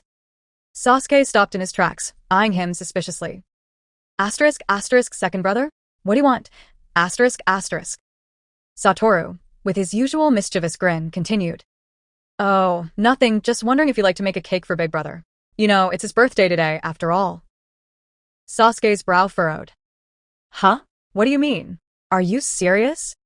Satoru leaned in with an exaggerated frown. Don't you want to help out? Do it for big brother. You're so good at everything, right? Sasuke was still skeptical, but Satoru's charm was hard to resist, especially with his act. Asterisk, I guess we could make one. Asterisk. Great. Asterisk. Satoru beamed, his smug smile creeping back onto his face. Perfect, I got him. The two walked into the kitchen, where Satoru immediately began setting up the ingredients and tools for cake making. Sasuke, still a little confused about what was going on, followed along, picking up a few utensils. Asterisk, do you even know how to make a cake, second brother? Asterisk. Sasuke asked, still not quite believing in Satoru's abilities. Satoru scratched his head, feigning modesty. Asterisk. Oh, don't worry, it's easy. I can handle it. Asterisk. Sasuke gave him a doubtful look but shrugged. Asterisk. Fine. I'll show you. Asterisk. Together, they began working, Sasuke taking the lead in the cake-making process. Despite his initial skepticism, he found that the process wasn't as difficult as he thought.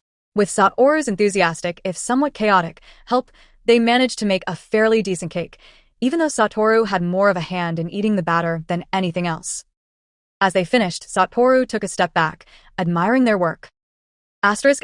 Well, what do you think, Sasuke? It's perfect, right? Asterisk. Sasuke blinked, then slowly nodded. Asterisk. It's okay, I guess. Asterisk. Satoru grinned at the result. Asterisk. Of course, it's perfect. Asterisk. Sasuke tilted his head, eyeing Satoru suspiciously. Asterisk. But second brother, what did you put in the cake? Asterisk. Satoru froze for a moment, his expression shifting slightly. He quickly recovered, his face twisting into his usual playful grin. Asterisk. Nothing. It's just cake, Sasuke. Don't overthink it. Asterisk. Sasuke's eyes narrowed in suspicion. Asterisk. I don't know, something feels off about this cake. Asterisk. Satoru laughed nervously, quickly putting the cake in the fridge with the others.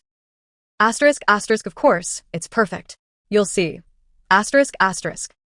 Sasuke looked unsure but trusted Satoru's word, though his doubts remained. In the end, the cake-making session was a success, with both brothers and some mischievous tricks from Satoru, managing to create a cake worthy of the birthday celebration. Despite his usual antics, Satoru knew one thing for sure. He had to keep moving forward, not just with the ninja world, but with the people around him. The sweetness of cake and family, even in the midst of future challenges, was something to hold on to for now.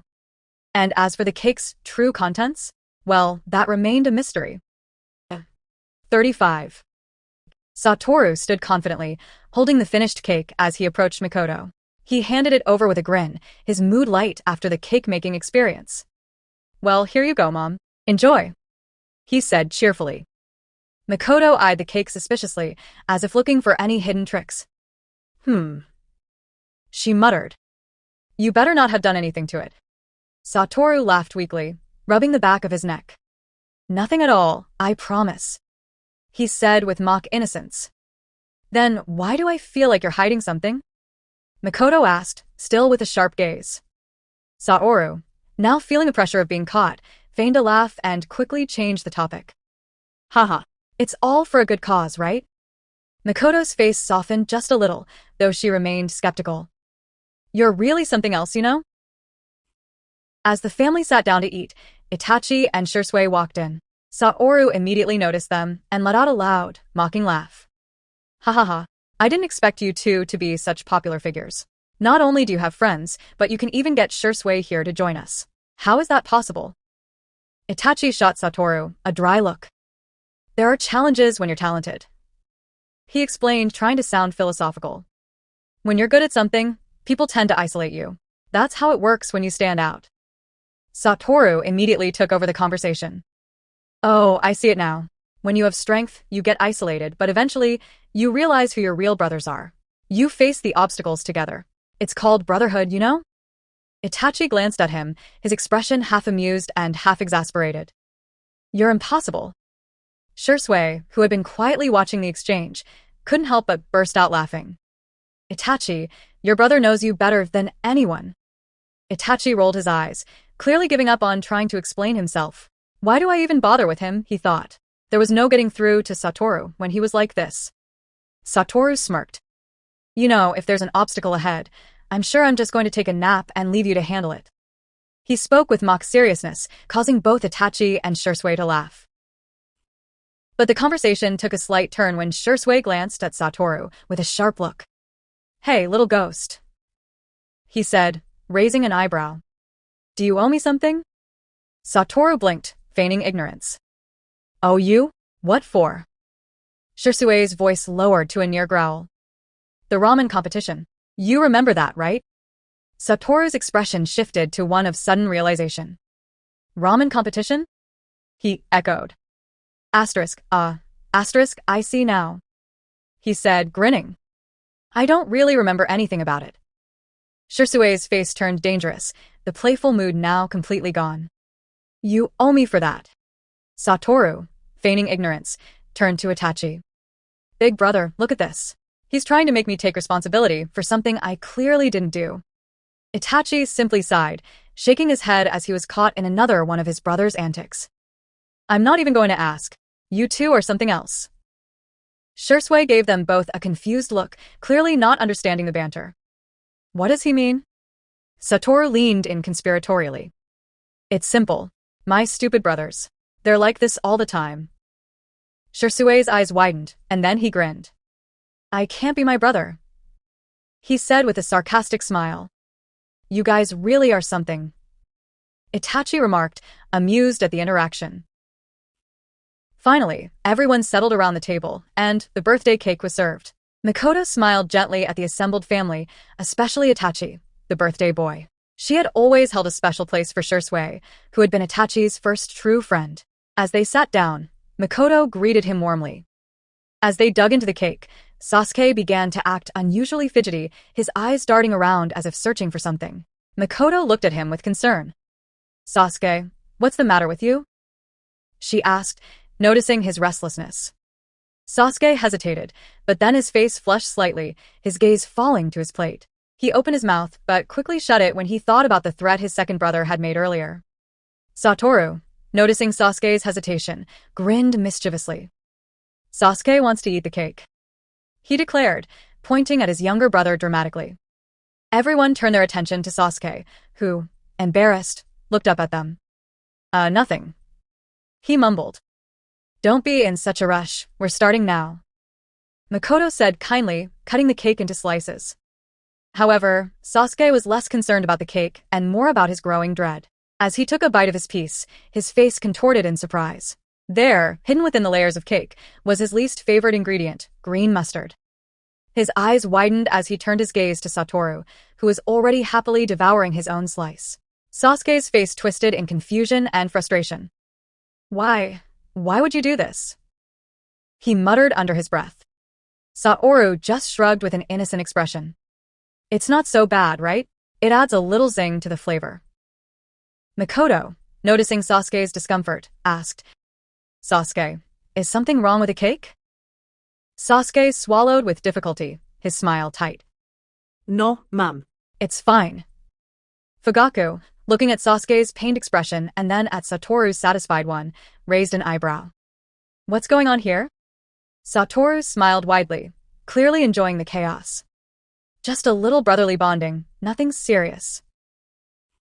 Despite Sasuke's reluctance, the meal went on, the family sharing stories and laughter. But Sasuke, unable to hide his discomfort, learned a valuable lesson. Don't trust second brother with food. As for Satoru, he remained unrepentant, his grin never fading as he enjoyed his sweet victory. 36.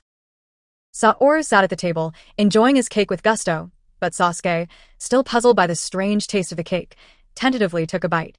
His face twisted with confusion as he chewed.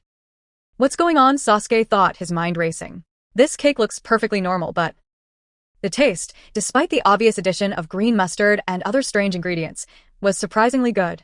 Sasuke glanced at the others and saw that they were eating the cake without hesitation. Meanwhile, Fugaku, who was sitting across from Mikoto, took a bite of the cake Mikoto had made. How's it taste? Mikoto asked with a smile. Not bad, Fugaku said, nodding approvingly. It was the highest praise he was likely to give. Mikoto's eyes sparkled with delight. Really? That's the best I've heard from you today, she said, smiling as she poured him another glass of tea. Meanwhile, Trin, watching the interactions, smiled as she cut the remaining cake into portions. Taste my craft, too, she said, offering a piece to Shursui. Shursui, ever the good-natured friend, took the slice from Mikoto's hand with a smile.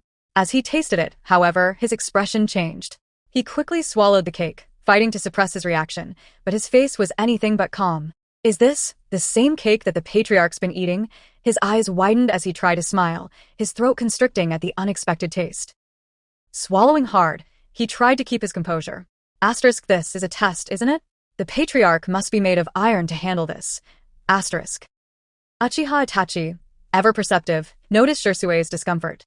He tasted his own slice and, like Shursui, showed no change in his expression, though his eyes betrayed a slight, knowing flicker.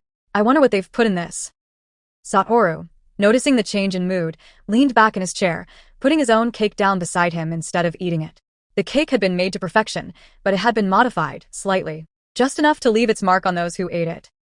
Sasuke, now almost certain that something was amiss, eyed his second brother cautiously as he took another piece of cake, his suspicions growing. He hesitated for a moment before deciding to just eat it, but as soon as he did, his face twisted in distaste. Ahem. Sasuke coughed, the strong taste of mustard filling his mouth. Why does it taste like this? Then it hit him. Asterisk, could it be that this is the cake that was really made by Satoru? Asterisk. The realization was like a slap in the face. Why would they do this? Sasuke thought, staring at the others with a mixture of disbelief and frustration. The moment Sasuke's words hit the air, the entire table froze, and a brief silence fell over the room. Then, Mikoto, who had been oblivious until now, pieced together the puzzle. A knowing glint crossed her eyes as she looked at Satoru. So, she said slowly, her voice laced with a proud tone. You replaced the cake with your own creation, huh? Satoru, realizing the jig was up, smiled sheepishly, but there was no hiding the smugness in his expression. It's a birthday party. Everyone should be happy, right? He said, trying to defuse the tension with a laugh. Uchiha Itachi gave him a knowing look, his lips curving into a small, amused smile. Well, I suppose this was inevitable, he said dryly. Shursui, shaking his head with a wry grin, added, You've really got to hand it to your brother, Itachi. He certainly knows how to make a statement. The atmosphere had lightened somewhat, but not everyone was as pleased. Mikoto gave Satoru a pointed look, clearly proud of her son's ingenuity, but also slightly exasperated by his antics. Satoru Uchiha, she said in a solemn tone. What a clever little trickster you are. But there was a certain pride in her eyes. Mikoto had already figured out that Satoru had used the hidden scrolls and seals to make sure no one would catch on. The fact that he'd even taken the time to break through all those seals impressed her, despite the mischief. I'm not angry, but seriously, Mikoto said, smiling softly as she spoke. You're really going to have to stop pulling these pranks. Satoru grinned widely, unfazed by the reprimands. I can't help it. It's a birthday party, after all. Everyone deserves a little surprise, right? The light-hearted atmosphere didn't last long, though. Suddenly, the lights in the room flickered, and then went completely dark.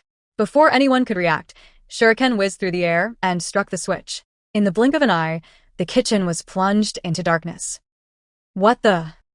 Sasuke's voice was cut off as the sounds of shuriken clattering and people scrambling to their feet filled the air. A rapid, chaotic scramble began, and the sound of laughter echoed in the shadows.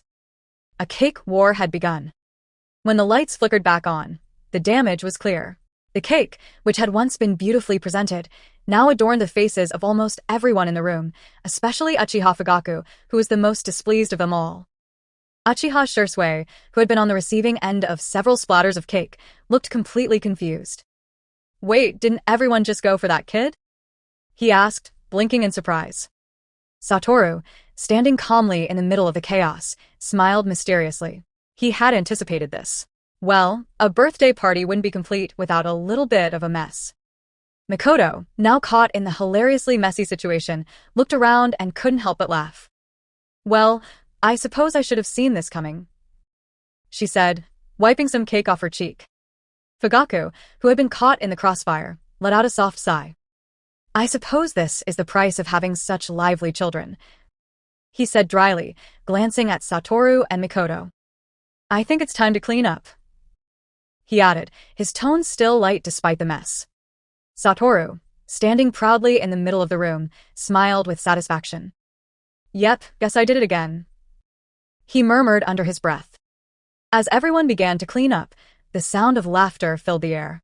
Though there was certainly chaos, there was also warmth, family, and the feeling that, no matter what, the bonds between them would remain unbreakable. Satoru's smile never faded. After all, what was a family celebration without a little bit of fun, chaos, and cake fights? 37. It had been a while since the birthday celebration, and Satoru was once again sprawled on a tree, lazily chewing on a string of 3-colored balls.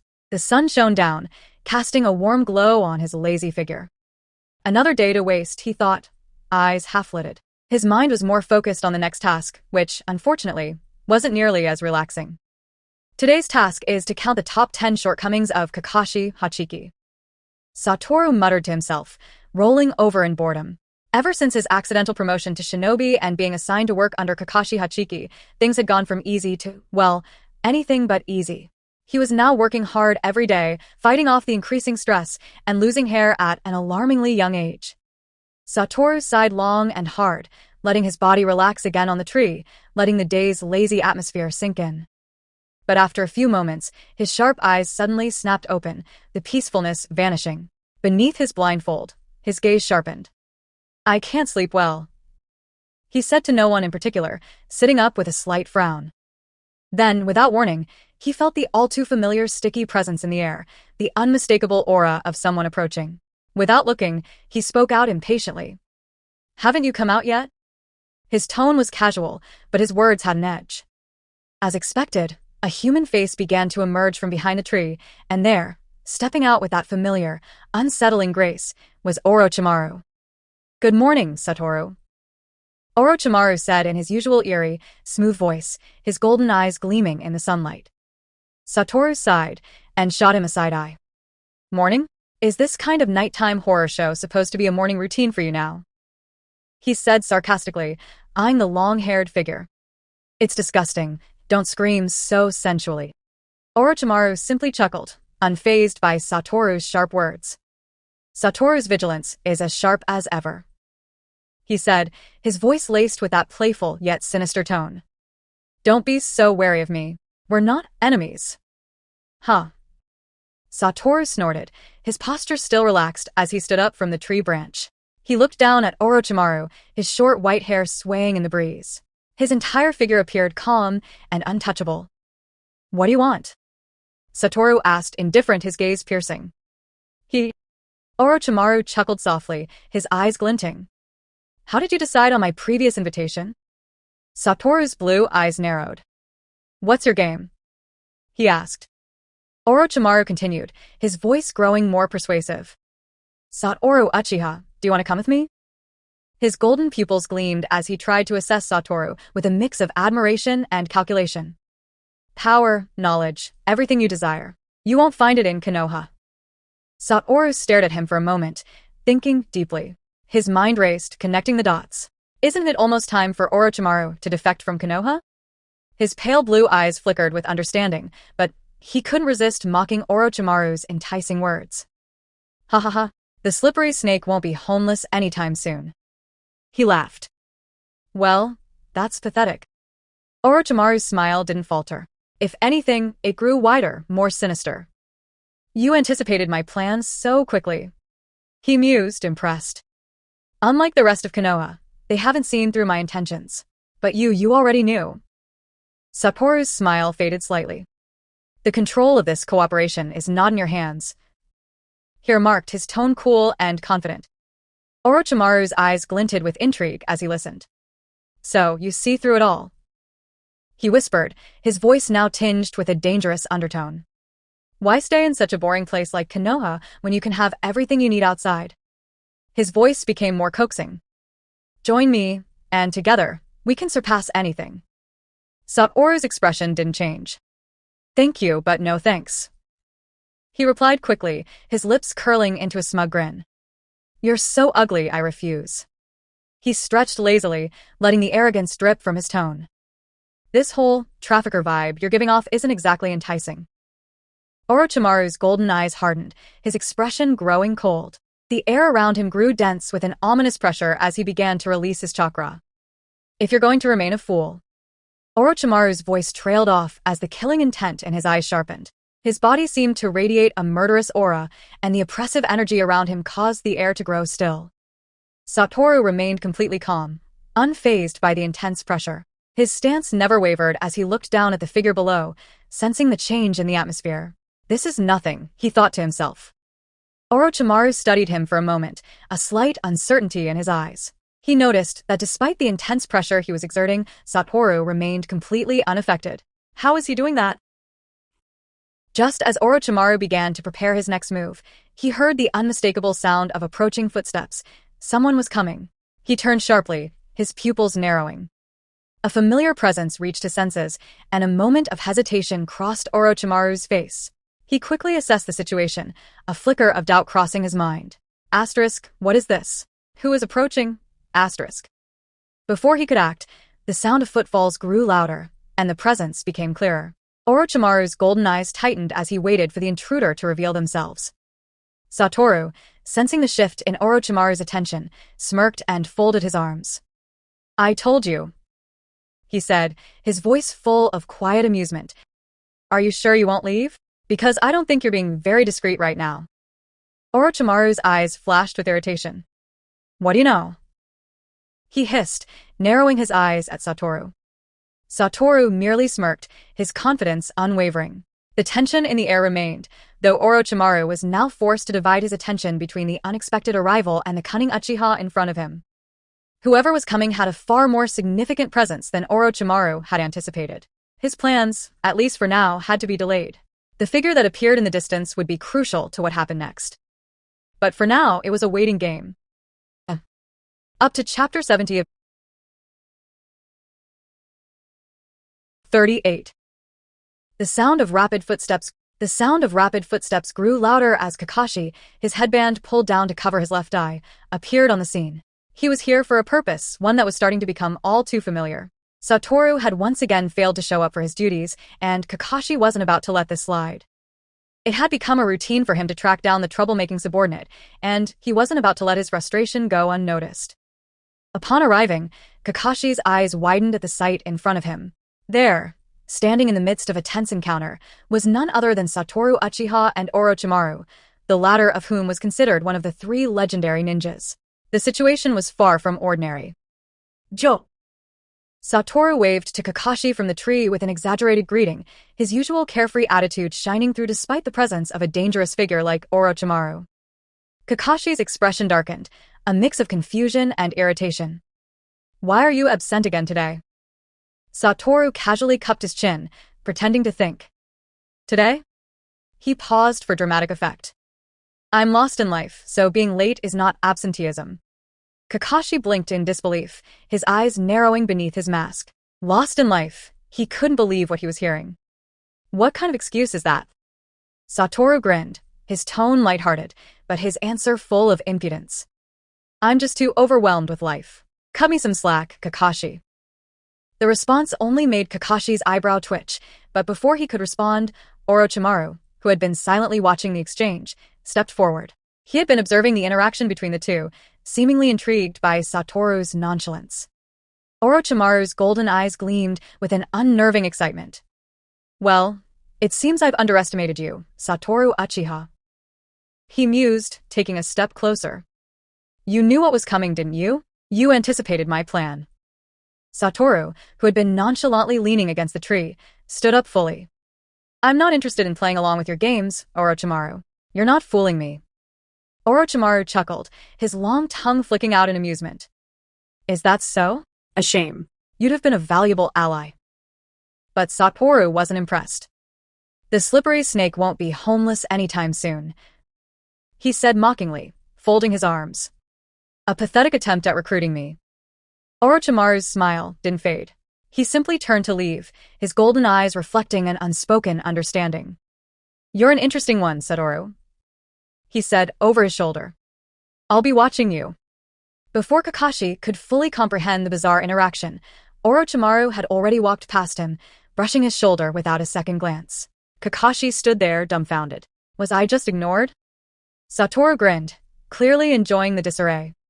Kakashi. I didn't expect you to worship Orochimaru. What's going on? Is he your new idol? Kakashi's expression remained cold, his patience thinning. Worship Orochimaru? Kakashi repeated in disbelief. What kind of joke is this? But before Satoru could continue his teasing, Kakashi threw a scroll at him, his face unreadable. That's your task for today, Kakashi said flatly. Satoru caught the scroll with ease and glanced over it with a sigh. The usual, huh? Nothing new. He skimmed the contents before tossing it aside carelessly. Why don't you just send me to the upper ninjas already? They have more interesting tasks. Kakashi said nothing. He had grown used to Satoru's behavior by now, but that didn't mean it didn't frustrate him. He turned, ready to leave. I've got more important things to do, Kakashi muttered, his voice tinged with frustration. Get to work. Satoru watched him walk away with a grin. Yes, I'm getting to it. Eventually. Meanwhile, Orochimaru had returned to his lab, where his subordinates were already waiting. The masked man in front of him spoke coldly. Danzo-sama wants the latest experimental data. Orochimaru merely snorted, his mood darkening. It'll take a few more days, he replied, his voice filled with irritation. The masked man was insistent. Danzo-sama wants it now. Orochimaru's patience snapped. His golden pupils narrowed, and a deadly killing intent radiated from him like a dark cloud, engulfing the room. The pressure was palpable. The masked man froze, barely able to breathe under the intense glare. Orochimaru's voice dropped to a cold whisper. Not everyone deserves my patience. The room fell silent, the tension thick enough to slice through. Without another word, Orochimaru moved, and two screams echoed in the lab.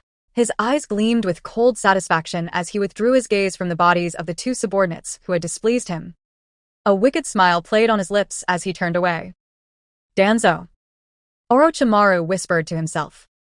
You've been pushing your limits, trying to control something you can't even comprehend. He laughed darkly. It's time you learn what happens when you try to control the inevitable. Back in the village, Satoru glanced over the task at hand. It was a simple assignment, something he could easily delegate to his subordinates once he was promoted. Sooner or later, he thought to himself, I'll reach the rank where I can make everyone else do the hard work. As he pondered, he felt an uneasy stillness settle in the air, the weight of the future pressing down on him. The encounter with Orochimaru had been more than just a casual meeting. It had been a reminder of how complex the world around him was becoming. Whether he wanted to or not, he was a part of something much bigger than himself. 39. The news of Orochimaru's rebellion spread quickly throughout the village. Satoru had just returned from his mission, preparing to head home, when the whispers of the streets reached him. Human experiments, missing children, and rumors of Orochimaru's defection. He had gone from being one of the 3 legendary ninjas to a traitor, despised by all. Well, that guy's fast. Satoru muttered to himself, shaking his head. I should have seen this coming. Guess he had to make his move before he was really exposed. He smirked, already bored of the situation. No wonder he was in such a rush today. He leaned back against the tree and continued his thoughts. The third Hokage will never catch him, just like in the anime. Soft-hearted, always too slow to make the hard choices. Satoru stretched out his arms and yawned. It's probably for the best. He'll never stand a chance against someone like Orochimaru in a direct confrontation anyway. Satoru shook his short white hair as the pieces began to fall into place. Orochimaru's defection is almost a blessing in disguise. He mused, looking up at the sky. At least now there's a distraction from the real problem, the Uchiha massacre. Orochimaru's betrayal could draw attention away from the growing tension surrounding the Uchiha clan. It wouldn't stop the inevitable, but it would give the Uchiha some much-needed time before the inevitable purge. It's only a matter of time before the third Hokage make his move on the Uchiha. Satoru muttered, his eyes narrowing. They'll act soon enough, but for now, let's enjoy the little distractions. He picked up a string of 3 color balls from his pocket and started walking home, his mind already preparing for what was to come. At the Hokage's office, Danzo stood before Sarutobi, his voice filled with controlled malice. You love your apprentice so much. A character like him can even slip through your fingers. Sarutobi's expression soured as he met Danzo's gaze. Slipped? How could you say that? He snapped, his voice suddenly cold. For the sake of Orochimaru, you disregard the village's interests? Danzo's eyes narrowed with a sneer. You've always been too soft, Hirozen. If you had acted sooner, Orochimaru would have been under control. Now he's a threat to everything. Sarutobi remained silent for a moment, his eyes hardening. Orochimaru is gone now, he said with quiet determination. But don't mistake my compassion for weakness. Danzo stepped forward, his voice low and dangerous. Orochimaru knows too much. He's a liability. He must be eliminated. Sarutobi's gaze hardened. That's enough, Danzo. We will deal with it, but we will do so carefully. You need to learn restraint. Danzo's lips twisted into a smile, though it didn't reach his eyes. I'm just doing what's best for Konoha. With that, the conversation ended, and the 2 men parted ways, both knowing that the days ahead would be filled with dangerous decisions. The next morning, Satoru strolled down the street, string of 3 color balls still in his mouth. He passed through crowds of villagers who were gossiping about the shocking betrayal of Orochimaru. The words floated through the air. I can't believe Orochimaru, one of the 3 ninjas, would do something like this. Someone whispered. Human experiments, it's inhumane. Another voice chimed in, echoing the growing condemnation of Orochimaru. Why would he betray the village? Someone else asked, their voice filled with confusion. The traitor must be caught quickly. A nearby villager added. Satoru couldn't help but overhear these conversations, a wry smile forming on his lips. It's interesting how fast things change. One day you're revered, and the next you're the most wanted man in the village. As he walked, he noticed the attention of the people on a specific figure, Mitarashi Enko, sitting alone on a bench, her face downcast. Hey, isn't that Mitarashi Enko? Someone whispered. Yeah, it's her. Orochimaru's apprentice, right? Another voice added. I wonder if she knew about his plans. Satoru watched from a distance. Poor girl, he thought, she's caught in the middle of all this. He approached her nonchalantly, as though he were merely passing by. Hey, what are you doing? He asked in a light-hearted tone, not missing the tears in her eyes. Mitarashi Enko looked up, recognizing him instantly. What do you want, Satoru? She snapped, her eyes red from crying. Satoru grinned, unaffected by her sharp response. Yo, you're crying? What's wrong with that? Mitarashi Enko shot him an angry glare. Why are you here? To laugh at me too? Satoru pretended to be offended. Hey, do I look like I'm idle? He said, shaking his short white hair dramatically. But I guess, since you're upset, I could do something nice. Mitarashi Enko raised an eyebrow, her irritation slowly shifting to curiosity. What are you talking about? She asked, wiping her tears away. Satoru pulled out another string of 3 color balls and handed them to her. Here, take this. It'll cheer you up. For a moment, Mitarashi Enko just stared at the colorful balls in her hands. Then, slowly, a small smile tugged at the corners of her lips. You're strange. She muttered under her breath, but the smile didn't fade. Satoru took a few steps back, his usual smirk back on his face. Well, then, take care of yourself, Red Bean. He turned and walked away, his hands in his pockets, leaving Mitarashi Enko to contemplate the strange kindness from the seemingly reckless young shinobi. As he walked off, he could hear the faintest chuckle from behind him. Maybe it wasn't so bad, he thought. Even if his days were filled with more trouble than he wanted, at least he could make a small difference where it counted. 40. 3 years had passed, and Satoru had finally made his way into the Dark Department, becoming one of its members. However, as expected, his tendency to push boundaries and jump across lines didn't sit well with everyone, especially Danzo. The older man looked at Satoru with barely contained irritation, as if the very presence of the young shinobi was a nuisance he could barely tolerate. He often wanted to sweep him out and never see him again. Aren't you uncomfortable? Kakashi asked, looking at Satoru with some confusion as they walked together toward the Hokage's office. Satoru, wearing his usual blindfold and mask, grinned. The blindfold is part of the body, he said briskly, with no hesitation in his tone. It can't go away. Why would I get rid of such a fashionable setting? Kakashi's expression remained deadpan. He had learned long ago that there was no changing Satoru's eccentric ways. Okay, hurry up, Hokage-sama has something to see us about. Kakashi urged. Satoru lazily shook his head. It won't be anything important, but look at the sun, it's perfect for a nap. Ignoring Kakashi's exasperated sigh, Satoru continued, strolling leisurely toward the Hokage's office. As they arrived, the door was already open, and the Hokage was sitting behind his desk, his face serious. You're here. The third Hokage greeted them, his eyes weary with the weight of his responsibilities. I need to discuss something important. Satoru and Kakashi exchanged glances, but both remained silent, waiting for the Hokage to explain. Orochimaru has a number of secret research facilities around the country. You know this, right? Kakashi nodded calmly. Yes. Satoru said nothing but nodded slightly, his thoughts already drifting. He had expected this to be the topic of the meeting. Orochimaru's defection had caused a ripple effect that was still being felt throughout the village. If the Hokage had been firm earlier, they might not have to deal with his legacy now. The third Hokage continued, his tone more serious now. Orochimaru destroyed some of them before leaving the village, but others remain untouched. Some of these we don't even know about. Kakashi's eyes narrowed as he processed the information. Seems so. At the time, we were all focused on chasing him down. There wasn't much time to deal with these places. The Hokage sighed deeply, his shoulders sagging under the weight of years of leadership. A team recently discovered one of these hidden facilities. It's not clear what it was for, but it's one of the places Orochimaru abandoned.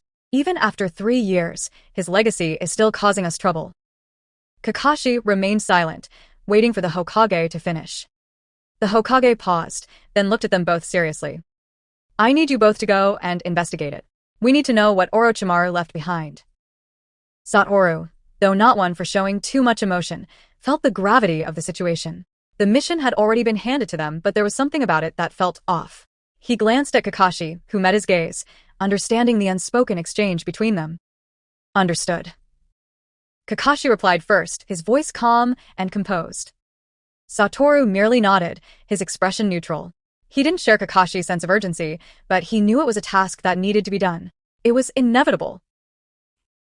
Meanwhile, at the root base, the dimly lit hallways were filled with the flickering light of candles. Danzo stood at the end of the hallway, his face partially obscured by a bandage covering one of his eyes. He slowly turned to face 2 root members who were kneeling before him. I've run out of pupil power in this eye, he said in a low voice, a cold edge in his words. Go find a replacement for me. The 2 root members exchanged looks, one of them daring to glance up at Danzo before lowering his head again. The second member, more composed, stayed silent, waiting for Danzo's next order. Danzo lifted the bandage from his eye, revealing the Sharingan. Its chakra pulsed weakly. I need a new, vibrant Sharingan, he murmured. The one I have now is close to useless. A waste. The members of Root bowed their heads in response, but Danzo wasn't done yet. He turned his gaze to one of them, his voice cold and calculating.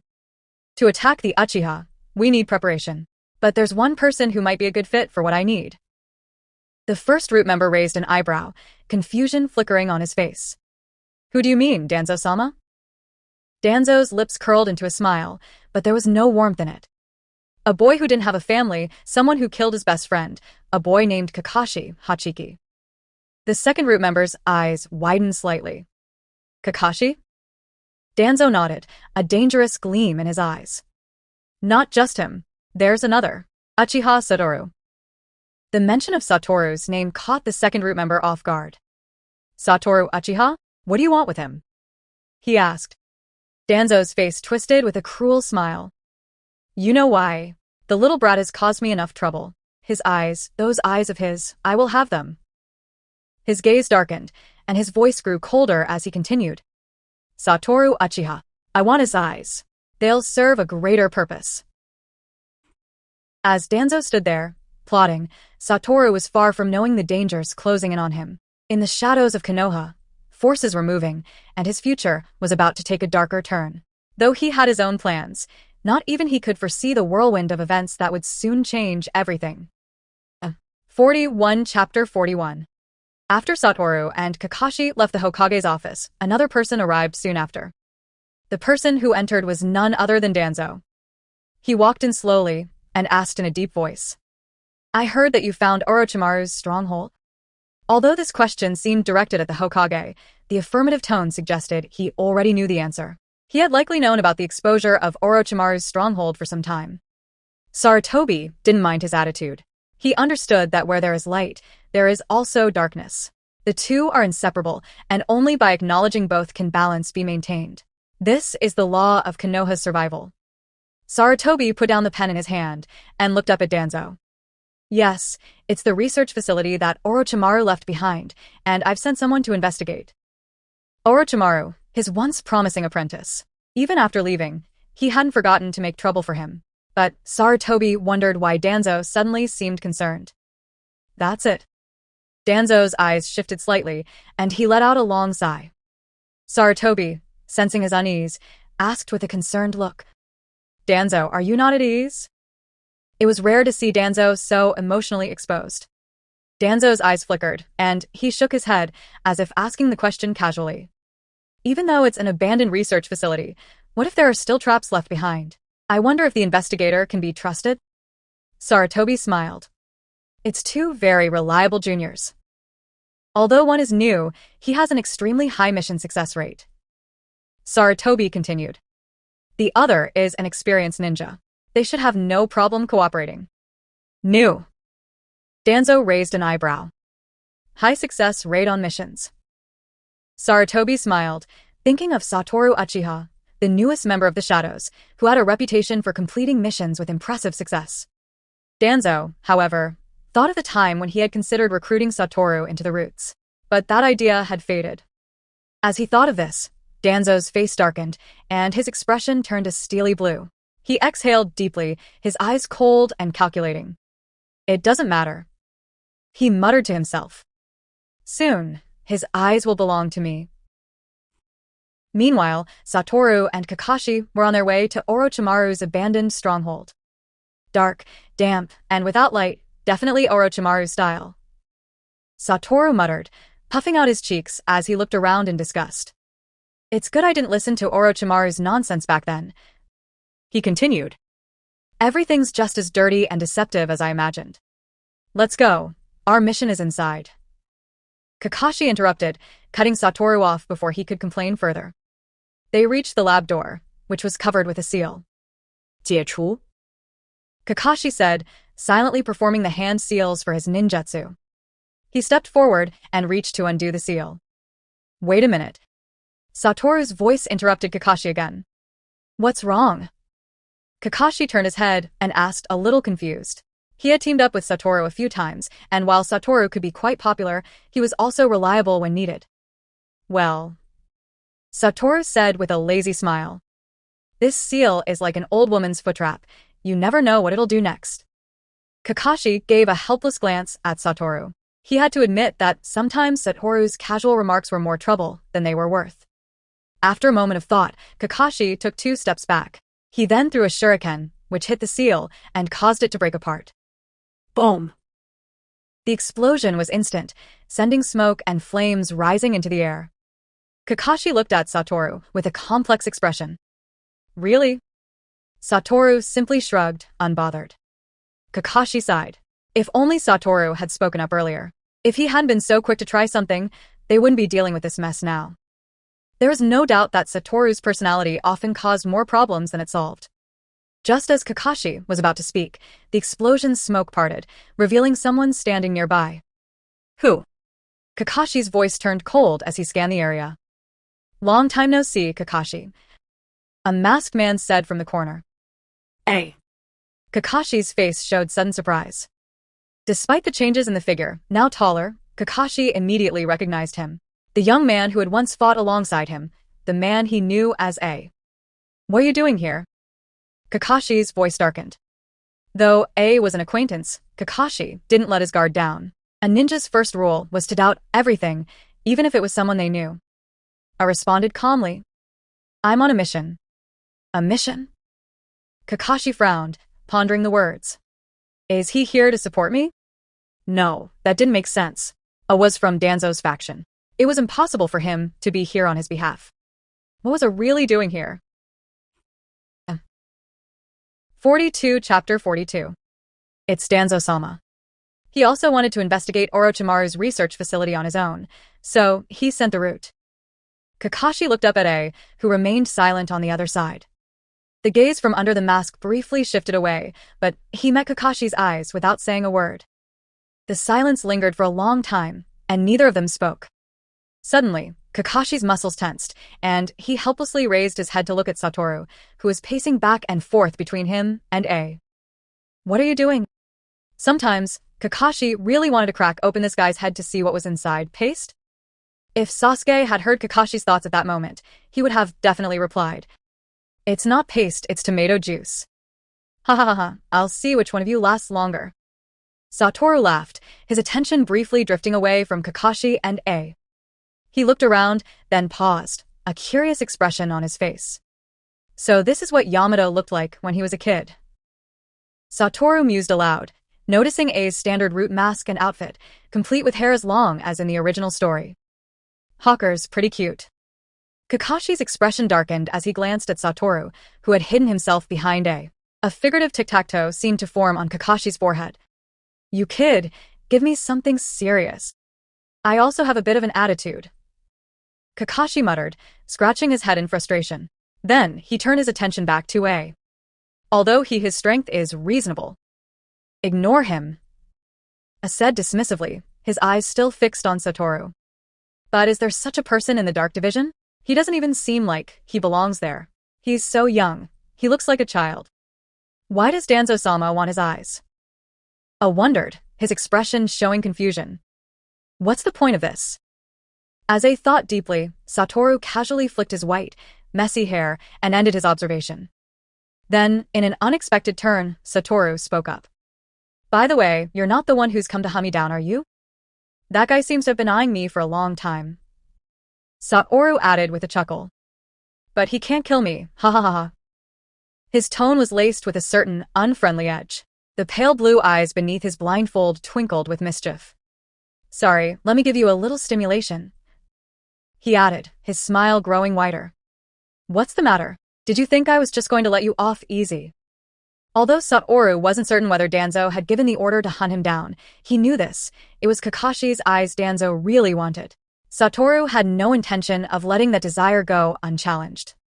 Since it was inevitable that he would have to face Danzo, Satoru decided to act sooner rather than later. After all, sooner or later, Kakashi would be taken, so it was better to expedite the process. His words caused Kakashi's face to suddenly darken. Satoru, noticing the change, grew serious.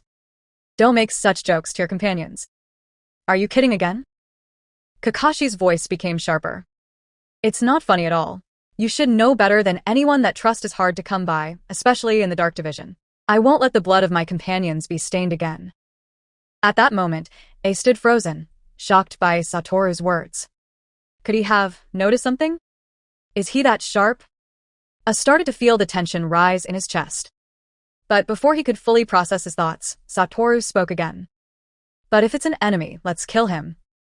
Satoru said brightly, as if the topic had changed entirely. He's just a bad-hearted old man, and he won't lose any blood if we kill him. There was a distinct aura of menace in his words. The atmosphere grew heavy in an instant. Kakashi stepped forward, his gaze growing sharper. His entire demeanor shifted to one of intense seriousness. Listen, companions are not for killing on suspicion alone. I will never let my companion die in front of me. Something felt odd to Satoru. Was Kakashi truly serious? Why was he so different today? Satoru shrugged, stroking the blindfold on his head. Well, that's a nice thing to say. Refuse to accept it, but my character is the most handsome. He muttered to himself with a smirk. Meanwhile, A's heart wavered. How could someone like Kakashi-senpai ever do something like that? Could he really kill his own companions? But no, Danzo-sama wouldn't lie to him. Danzo-sama was the root of Konoha. How could he weave such a lie to deceive him? Yes, that's right. The confusion in A's eyes slowly turned back into resolve. He gave a slight nod, his posture stiffening. I'm sorry, Kakashi-senpai. Up to chapter 8. Thank you guys for watching this video. Like and subscribe to see more videos. Let's get into the video. 43 Chapter 43. He drew his sword and swung it forward swiftly. Bam! Kakashi drew his own sword from behind his back and parried the strike. A look of surprise crossed his eyes. What are you doing here, A? Is he really going to kill us? Was I wrong to trust him? In response, A raised his sword again with a sharp motion. Didn't your companion already guess it earlier? A slashed his sword, his eyes cold. Struggle flashed through A's mind, but his hand remained steady as he continued his assault. Hey, that's a joke. Satoru interrupted, scratching his head innocently. I didn't expect that the old man Danzo would really mix personal vengeance with public duty. He couldn't resist throwing in a little jab at Danzo. No, it can't be called a jab. It was more like friendly advice. Is it really appropriate for you to be watching the show? Kakashi said, speechless. Though Kakashi didn't need Satoru to intervene, he couldn't help but feel the tension in the air. I was really fighting him. Was he really going to kill them? Kakashi barely managed to dodge A's sword just now, but the thought lingered. Are you serious? Kakashi asked, his voice sharper. I am. A replied, his voice cold. He swung his sword sideways, knocking Kakashi's blade away. The attack didn't stop there. Pressed the offensive, his strikes growing more relentless. Suddenly, Wujutsu erupted from the ground, ensnaring Kakashi. Countless tendrils wrapped around him, restricting his movement. A's gaze flicked to Satoru, who had yet to move. How? Is he not going to intervene? In that moment, the figure that had been tied up earlier suddenly transformed into white smoke, disappearing. A row of hidden weapons shot toward him, one of them hitting his arm, while the others aimed at the back of his neck. Why did you try to kill me? Kakashi sighed, a question that seemed almost foolish, but it had to be asked. What reason did I have for attacking them suddenly, unless it was Danzo's orders? Root. Was this finally the reckoning for everything? Kakashi recalled the day he had reported Danzo's schemes to the third Hokage. This day seemed inevitable. Who are you to ask? A's voice rang out with conviction. Who qualifies a man who kills his own companion to ask those questions? A's words hit with the weight of Danzo's teachings. There was a hollow emptiness in his voice, one that only he truly understood. Danzo-sama wouldn't lie to him, would he? Kakashi's expression shifted drastically. His body tensed and his breath caught. No Hero Rin. He thought of that day, that moment. Satoru, who had remained silent for a while, finally spoke, walking toward A, who was now restrained. Do you really think Kakashi looks like a man who would kill his own companion? Satoru asked, his tone serious. If that were true, why would he have defended you earlier? A tilted his head, now reflecting on Satoru's words. He was starting to see that Satoru had deliberately tricked him before. Didn't his companion die by his hand? A argued, though still unconvinced. The one who betrayed Konoha and killed his companions is innocent. Satoru's voice sharpened. Danzo-sama is wrong. Satoru's words cut to the heart of the matter. So it's Danzo who's been feeding you lies. Satoru continued, his voice suddenly cold. Then what about this mission? There's no mention of killing me, Satoru said, his eyes turning icy. He had shed the lazy attitude and replaced it with serious intent.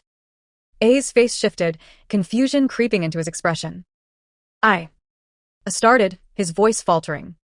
The reason Danzo gave for wanting to kill Kakashi was that he was a traitor to Konoha, someone who had once killed his companions. But the reason for wanting to kill Satoru Uchiha had never been revealed. Just as A was about to speak again, 3 kunai with explosive tags sped toward them. "Be careful," Kakashi shouted, pushing A out of the way as he dodged the attack himself. "You're not mean enough, Kakashi," Satoru quipped, casually dodging the kunai with ease. "It's just the first one." The explosions from the detonating kunai reverberated through the abandoned lab, filling the air with thick smoke.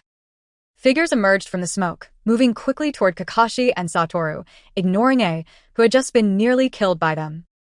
A watched in confusion as the situation unfolded. Did Kakashi just save him? Why? 44 Chapter 44. "Hey, what are you still doing in a daze?" A root member called out suspiciously when they saw a still frozen in place. "Hurry up, keep up," they urged. "Kill this traitor, who's a fellow root ninja." Hey. The voice grew more insistent. "Are you going to betray the root?" Betray Danzo-sama? A stood still, confusion clouding his thoughts. Danzo-sama? Root? Was everything Danzo-sama said truly right? Why was it that, as Konoha's root, they were ordered to kill their own people, even those who had been their companions? A's eyes were filled with doubt and confusion. His world seemed to be crumbling around him. After a long moment of internal conflict, a flicker of resolve returned to his gaze. Without hesitation, he moved back to the battlefield. "Wood style, tree boundary wall," I shouted. A shield of wooden vines sprang from the ground, quickly growing and forming a protective barrier around Satoru and Kakashi. He didn't look back, leaving his back exposed to them. Then he whispered, Kakashi-senpai, I'm sorry. "I misunderstood you earlier. Let's go." Kakashi-senpai would never be the type of person to betray his companions. Danzo-sama must have misunderstood. The other root members blocked their path, their voices full of anger and disdain. "Hey, are you really going to betray the root?" One shouted. "Have you forgotten who you are? You are the root of Konoha." They accused A of betraying them with venomous words. "TSK, what a pity," Satoru said calmly. "You've lost yourself. He's not just the root of the root." Satoru continued. "He's the root of Konoha." He spoke slowly, and his words cut through the tension in the air. Not even the combined forces of Kakashi and his team might be able to stop it now. Hearing this, A's eyes widened in shock. The root of Konoha. Yes, that's what he was. The root and the leaf were intertwined, inseparable. Under his mask, A's lips curled into a faint smile. He hadn't expected Satoru to understand things so clearly. At first, he had seen Satoru as just a young man, naive and inexperienced. But now, after hearing his words, A realized just how much wisdom Satoru had. Satoru was much more than a teenager with a sharp tongue. He was a ninja who operated in the shadows, someone who understood the true purpose of their actions, no matter how dark they seemed.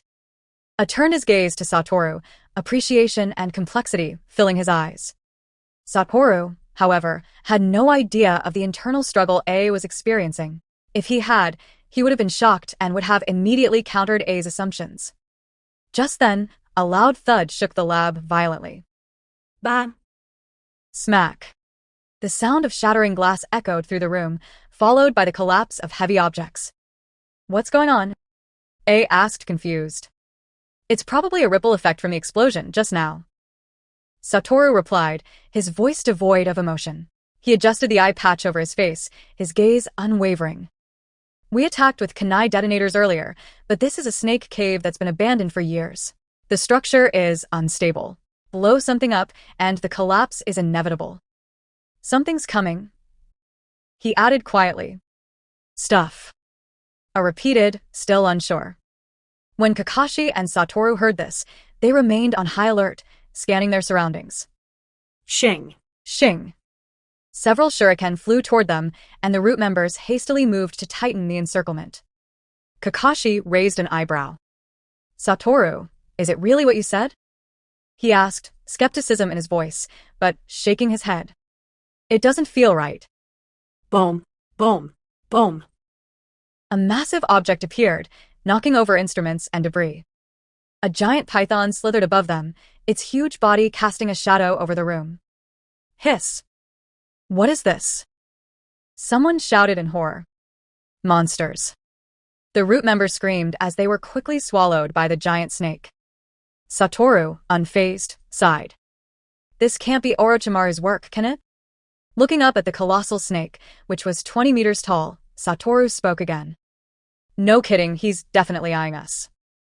The giant python's golden pupils locked onto the remaining three, cold and emotionless. I'll hold it off. You two go. Said, trying to restrain the serpent with his strength. But with his current ability, he couldn't overpower the giant snake. Don't underestimate your seniors. Kakashi said coldly, his voice sharp. His gaze fixed on the snake before him. Chidori. Kakashi's right hand crackled with blue lightning as he thrust it toward the serpent's vulnerable neck. The snake reacted, thrashing wildly, its massive body throwing out shockwaves with every strike. A's hold on the snake weakened as it fought back. Everyone's very motivated. Satoru cheered, his voice bright. Then I'll help. He gave a radiant smile before several figures appeared on top of the snake's head. The wind tousled his white hair, and a smile flashed in his pale blue eyes under his blindfold. He extended his hand, looking down at the serpent below him. 45 Chapter 45 Shing. Shing. Countless shuriken flew toward the giant snake's eyes, aiming for its vulnerable spot. Roar. The serpent let out a violent cry. The pain and danger caused it to thrash wildly, its massive body writhing in agony.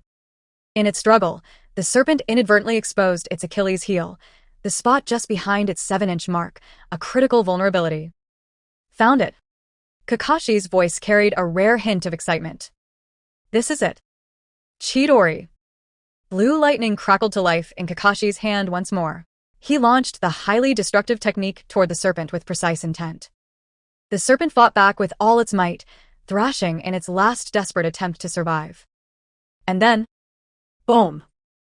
With a resounding explosion, the serpent collapsed to the ground. It worked. Kakashi said softly, his voice calm. A faint smile appeared beneath the mask of the armor. It worked. But then his expression suddenly darkened. Goodbye, Kakashi. Satoru Uchiha. Said, his voice steady. Let's leave it at that. He put his mask back on, preparing to turn away. Where are you going, eh? Kakashi called out, stopping him. Kakashi knew the rules of the route well, abandoning the past and the future, living without names, memories, or emotions. This was the life of a route ninja. Those who failed their mission or betrayed the route didn't survive. Might never come back. Kakashi's gaze grew complicated as he thought of the consequences. Smiled softly, his voice quiet. The route is where I belong. Without it, I don't know where else to go. I have no choice but to go back. Besides, Danzo-sama doesn't necessarily have to do anything to me. He said this not only to comfort Kakashi and Satoru, but also to reassure himself. What? Do I still have a sense of existence here? Satoru asked, pulling out a 3-color pill and popping it into his mouth. You've forgotten what you just said. He added with a mischievous grin. You're underestimating your seniors too much. When did you become a senior? Kakashi asked, looking at Satoru with a speechless expression. Just as he thought about it, Satoru interrupted him. Of course, I'm a senior. Satoru replied casually. I'm one of the shadows, after all. Anyway, I'm ahead of A, so of course I'm a senior. He added with a yawn before continuing. Besides, you're a bit too serious, Kakashi. Kakashi raised an eyebrow. Shadows? A. Suddenly, Kakashi had an idea and turned to Satoru. It's a good idea to bring A into the shadows. Kakashi mused. No matter how far Danzo's influence reaches, it can never surpass the Hokage. He tugged on his forehead protector, adjusting it to cover one of his eyes. Satoru, hearing this, shook his head. It's not just a matter of time, he said. Danzo's been crossing paths with the Hokage for years. The moment the 4th Hokage died and the 3rd Hokage returned to power, Danzo had already started preparing to assassinate the 3rd and seize the position himself. He looked at the two of them curiously. Did you two forget about the true nature of the route? Satoru asked, a playful glint in his eyes. I hesitated for a long time before responding slowly. I thought you were just describing things. Kakashi mirrored A's confused expression. Both of them had covered their faces, hiding their emotions. At first, they thought Satoru was simply talking about the relationship between Konoha and its factions, but they hadn't expected it to mean this. Satoru, understanding their looks, smiled a little awkwardly. You two are quite poetic, aren't you? Quite abstract in your understanding. Satoru's words about the root were clear. The idea was for them to find the third Hokage and serve beneath him. Instead, they seemed to be thinking in entirely different directions. The wood-style technique held great significance for Konoha. It was something that the entire village of ninjas had long dreamed of obtaining. The top brass had even conducted high-risk experiments to gain such power, knowing it could help control the tailed beasts and their rampages. The third Hokage must have been more than willing to offer protection for such a power. Satoru paused, deep in thought. By the way, how much is a wood ninja worth? He mused aloud. If a person could be resold 3 times, would they get 3 bounties? That would be a nice windfall. I shivered under Satoru's gaze. Why is he looking at me like that? A thought, suddenly feeling uneasy. I might have misjudged my senior's intentions. Satoru's thoughts were interrupted by Kakashi's voice. What are you thinking? We're leaving. Kakashi said, glancing at Satoru, who appeared lost in thought. You can't stay in this cave for long.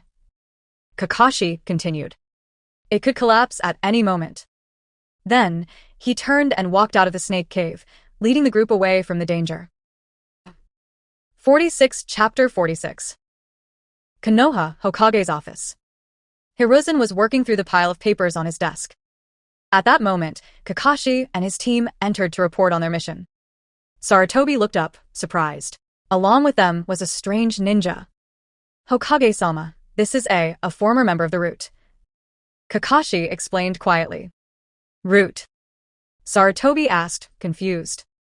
You went on a mission and brought a member of the Root with you? Something felt off. Sarutobi's instincts told him there was more to this situation than appeared. He sat up straighter, his expression turning serious as he listened carefully to Kakashi's report. Kakashi continued, methodically recounting everything that had happened. I see. Sarutobi was silent for a moment before speaking again. I didn't expect so much to happen on this mission. How much has Danzo been hiding from me over the years? Light and darkness are inherently coexistent. This was something Sarutobi understood deeply. It was the reason he had tolerated Danzo for so long. After all, both were working for Konoha's benefit. But Sarutobi now realized that Danzo's recent actions were going too far. Thinking about this, Sarutobi slowly shifted his gaze to A. This was the child who had been hidden. The wood style. Konoha lacked this kind of power. With Naruto now 6 years old, the Nine Tails would soon become a serious concern. The wood style was one of the only forces that could suppress the Nine Tails rampages. A. Sarutobi said, his tone softening. You will be the Root of Konoha from now on. In that case, you should have a name. Yamato. He said thoughtfully. Harmony means peace, balance, and unity. It represents small harmony, neutrality, and great harmony. How about the name Yamato? Yamato. Hearing the origin of the name, A's heart was filled with a complex emotion. He nodded silently, a small smile tugging at the corners of his mouth. Satoru, standing aside, casually observed A's change in mood and shook his head. This old man has a way with words, he thought. No wonder he's Hokage. He knows how to speak to people. A few days later, Satoru walked to the meeting place with a 3-color ball in his mouth. I said, new guy, why are you so slow? A ninja in a standard uniform asked impatiently. He had a woolen roll around his arm and was clearly irritated. This was Naoya Kichiji, the captain of the mission. Originally, Kichiji had been skeptical about Satoru's presence in the Anbu division. An 8-year-old child? It was already impressive for a child to become a ninja at such a young age. But what qualifications did he have to be here in the Anbu division? This was a place of real danger, not a child's playground. Kichiji hoped that Satoru would be sensible and not slow them down. But to Kichiji's frustration, Satoru had been late on the first day of the mission. His impatience was only growing. Don't be in such a hurry, it's just the right time. Satoru said slowly, clearly annoyed. He took the last bite of his 3-color ball and let out a sigh. Was this really what he had signed up for? Seeing this, Kichiji's face darkened. This is a mission now. You'd better be focused. Kichiji snapped. The Umbu division had never seen someone like him. Kyoto Sato, who was standing beside Kichiji, smiled and tried to smooth things over. You haven't explained the mission details yet? While the rest of the team knew the mission's contents, Sato asked to divert Kichiji's attention. Kichiji pressed a hand to his forehead, trying to hold back his irritation. Our task is… In short, this task isn't very difficult, but everyone should be cautious. Kichiji said, adding a final comment to boost morale. Once he finished speaking, the team nodded in agreement. At this point, Satoru fell in line with the rest of the group. However, Kichiji couldn't help but notice the stark difference in height and appearance between Satoru and the other members of the Umbu division. He couldn't shake the feeling that Satoru would be a problem. Let's hope this mission goes smoothly, Kichiji thought with a heavy sigh. 47 Chapter 47. Their mission this time was simple, just deliver the scroll. Just deliver the scroll to the designated target. As for the rest, they didn't need to worry about it. So, the atmosphere within the team remained relatively relaxed. Naoya Kichiji, who had been leading the group for some time, suddenly spoke as he observed the surroundings. It's going to be an open field ahead, so everyone should rest and replenish their strength here. Hearing this, the group began to take a break and replenish their energy. Are you really 8 years old? Kyoto Sato, who was resting nearby, suddenly asked Satoru. He looked no older than his younger brother, who was still in school. How had he made it into the shadows at such a young age? Genius? It seemed a bit far-fetched. He looked exactly like a little kid, nothing like a member of the shadows. Could he really adapt to this life? Kyoto Sato lowered his gaze, deep in thought. Uncle, who loves strawberry milk, doesn't look like he's 30 either. Satoru said quietly, his voice laced with sarcasm. He then glanced over at the dissonant sight, a burly, handsome man holding a carton of strawberry milk, sipping it peacefully. Is this really the world of adults? It's terrifying, Satoru thought, amused by the absurdity. He looked up at the sky again, distracted. Judging by how things were progressing, they should have time to… Wait, what is this?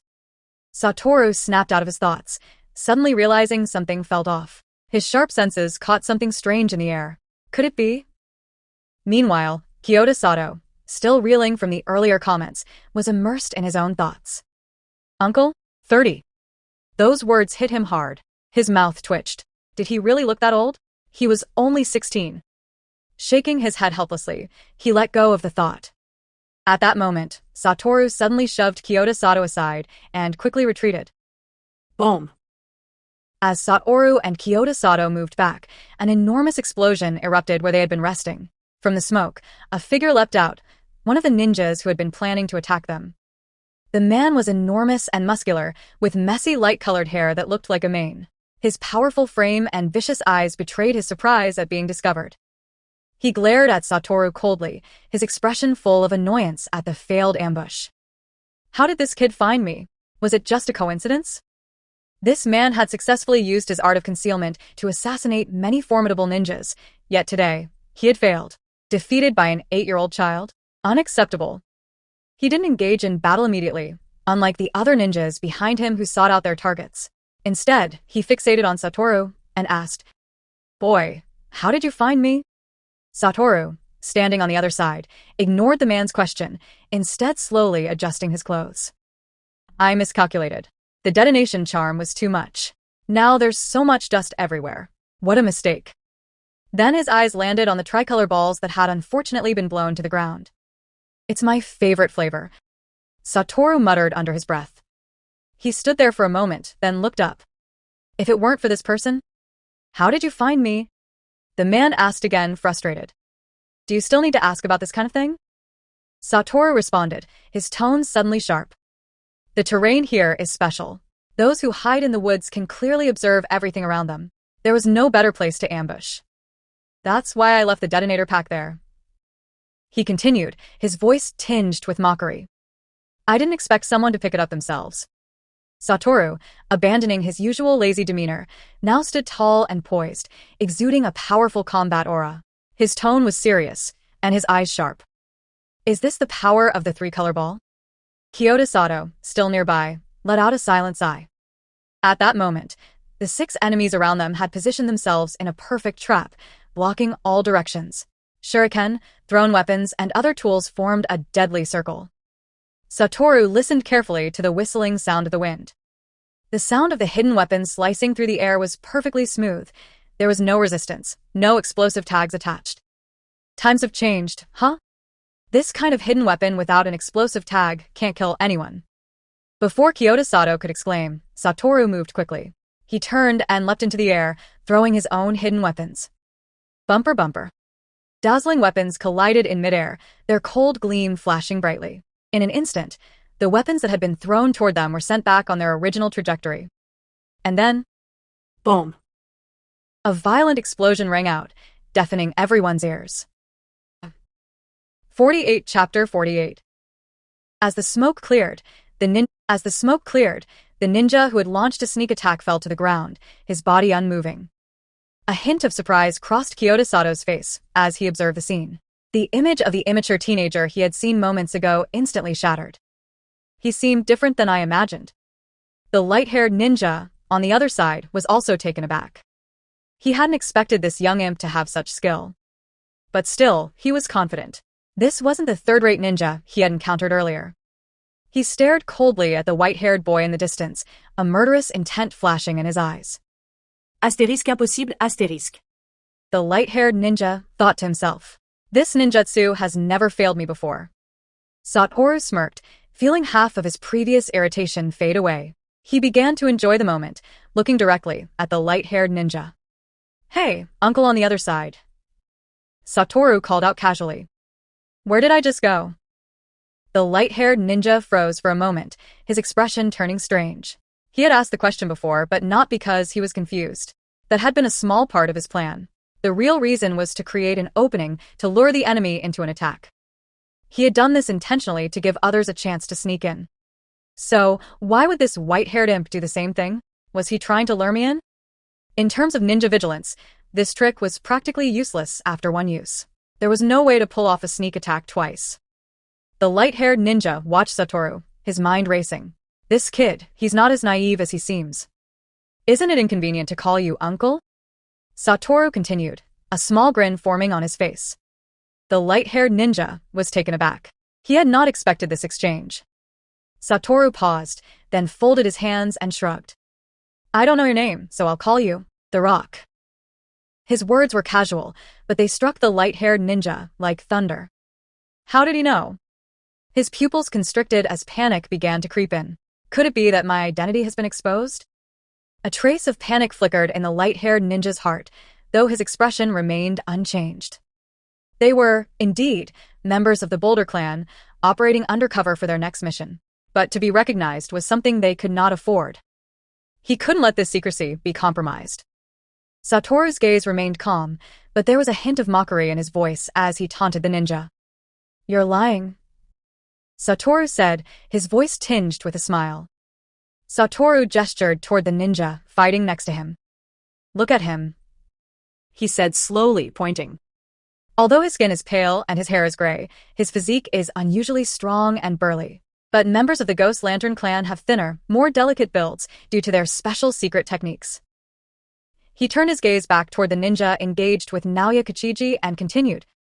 "This one's even more obvious. He prefers hand-to-hand combat, with smooth, fluid movements. There's no natural tendency to use ninjutsu in combat, and sometimes he can take non-lethal hits without flinching." Satoru's voice carried a cold finality as he added, "The Ghost Lantern clan isn't known for that. They're better suited for hydration techniques." The light-haired ninja's face darkened as Satoru spoke, his grip tightening. How did this kid know so much? What the hell was his origin? Their mission had been to disguise themselves as members of the Ghost Lantern clan to provoke Konoha. If their identities were exposed, the mission would be a failure. Satoru had disrupted their carefully laid plans. Damn it. The wind blew Satoru's white hair, and his expression remained impassive. He gave the impression of someone who had just casually shared gossip about the weather, not a ninja revealing critical information about their enemy. The light-haired ninja's thoughts raced. Do we continue the plan? Meanwhile, Satoru's calm demeanor masked the turmoil within. His thoughts were as elusive as the smile on his lips. He glanced at the light-haired ninja with a mystifying gaze, as if the truth were hidden beneath the surface. Asterisk 3-color dango, I'll avenge you. It's not too late for a gentleman to take revenge. Asterisk. Up to chapter 90 available.